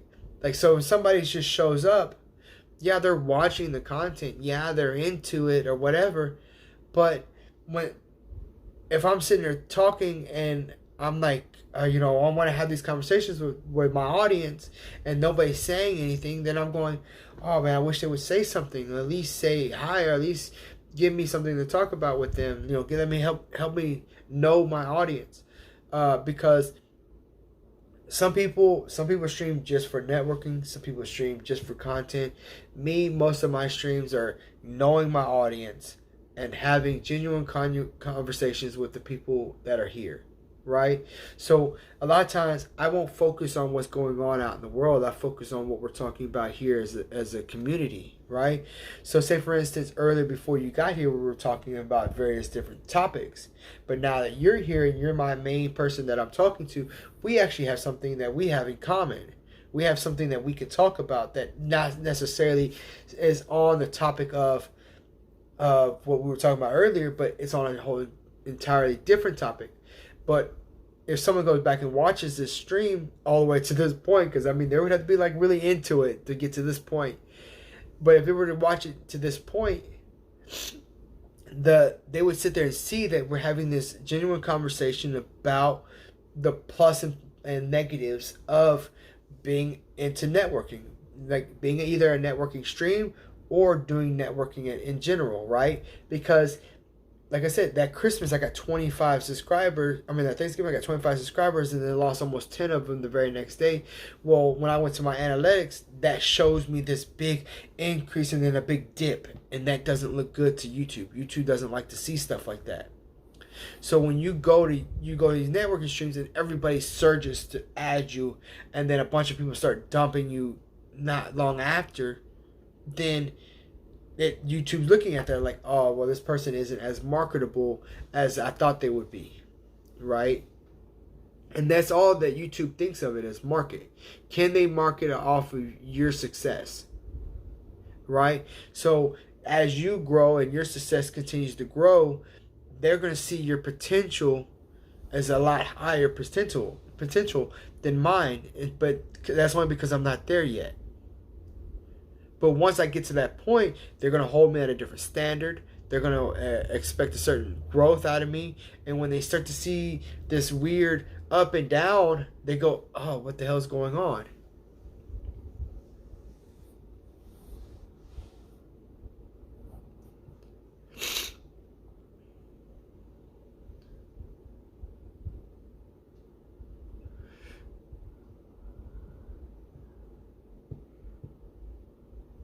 Yeah, it's I feel like, okay, like when it comes to genuine supporters and stuff like that, you know, I feel like anyone who subscribes to your channel and is in a way, they genuinely, a lot of times I feel like they genuinely want to be subscribed to your channel. It's just now with this whole you have to do this for me, or you have to do this for me, or whatever, then it turns into this back and forth crap, right? And so we want people that don't mind being subscribed to you even if they're not watching you, right? Like, I don't mind that I have 200 people here subscribed to me, but only 4 people showed up. I don't mind that. It is what it is, right? But they were willing to stay. And that's the biggest thing, right? They were willing to hit that subscribe and not care if they ever see one of my shows. Okay? Then they can do them. And I'm going to do me. But it still shows my growth. So it's one of those kind of things, right? We want to grow and we want to help other people grow. But when we're doing that, we're also playing a very touchy game of cat and mouse with YouTube. And not only are we doing this touchy game of back and forth with YouTube, but we're also inviting more and more of those trolls and more of those sub for sub type people into our streams and into our shows and stuff like that, and then they become a problem. So at the same time, it's a game that eventually will master over time, but it's not like it's not that bad, right? Sorry, I swear, like my nose. I'm gonna have to drink me some warm tea or something. But yeah, so this I try to tell people, like, whenever I do my streams, try to get on a set schedule. See, like, a schedule is better, right? Like, if everyone knows when you're going to do it all the time, you start to get more loyal people coming back and forth, right? So, say for instance, when I told the lady, say, hey, I do my streams Monday, Wednesday, and Friday, then that means you're gonna be looking for me Monday, Wednesday, and Friday. Like, you're going to be expecting to see me on those days. The thing is that you have to show up on those days even when you don't want to, like, right? So something comes up. So you might show up for like an hour, show up for 30 minutes, show up for like a couple hours, whatever the case may be, but you showed up, right? So say, like, if I say I'm going to do a stream Friday and I don't do a stream Friday, then people become irritated with me, right? They might go, oh man, I can't trust this person to go live when they say they're going to go live. Oh yeah. Look, I don't know exactly what time frame you got in, but if you want to see us talk about stupid shit, like, or like just random stuff prior to you getting in, feel free to catch like the first part of it. It's not like, I had to her, I was like, I joke around inside my own self. Like, I'm one of those kind of people that laugh at my own jokes, right? And I don't even have to say the joke out loud. I can say it in my head, and it sounds funny to me. So, I'm one of those kind of people. But I am going to go ahead and get off soon, right now, because I did say I was going to stay until 9. I ended up going over it just a little bit, but I do have to get ready to go to work. I had to be at work at 5 in the morning, so I will have to go ahead and end this. Give me something to drink, blow my nose, take some medicine, drink some tea, and then call it a night. But I will be back Friday, right? Now, like I said, I'm probably going to do all my streams around 5 o'clock or so. Nothing too late. I did go a little later now, but nothing too late.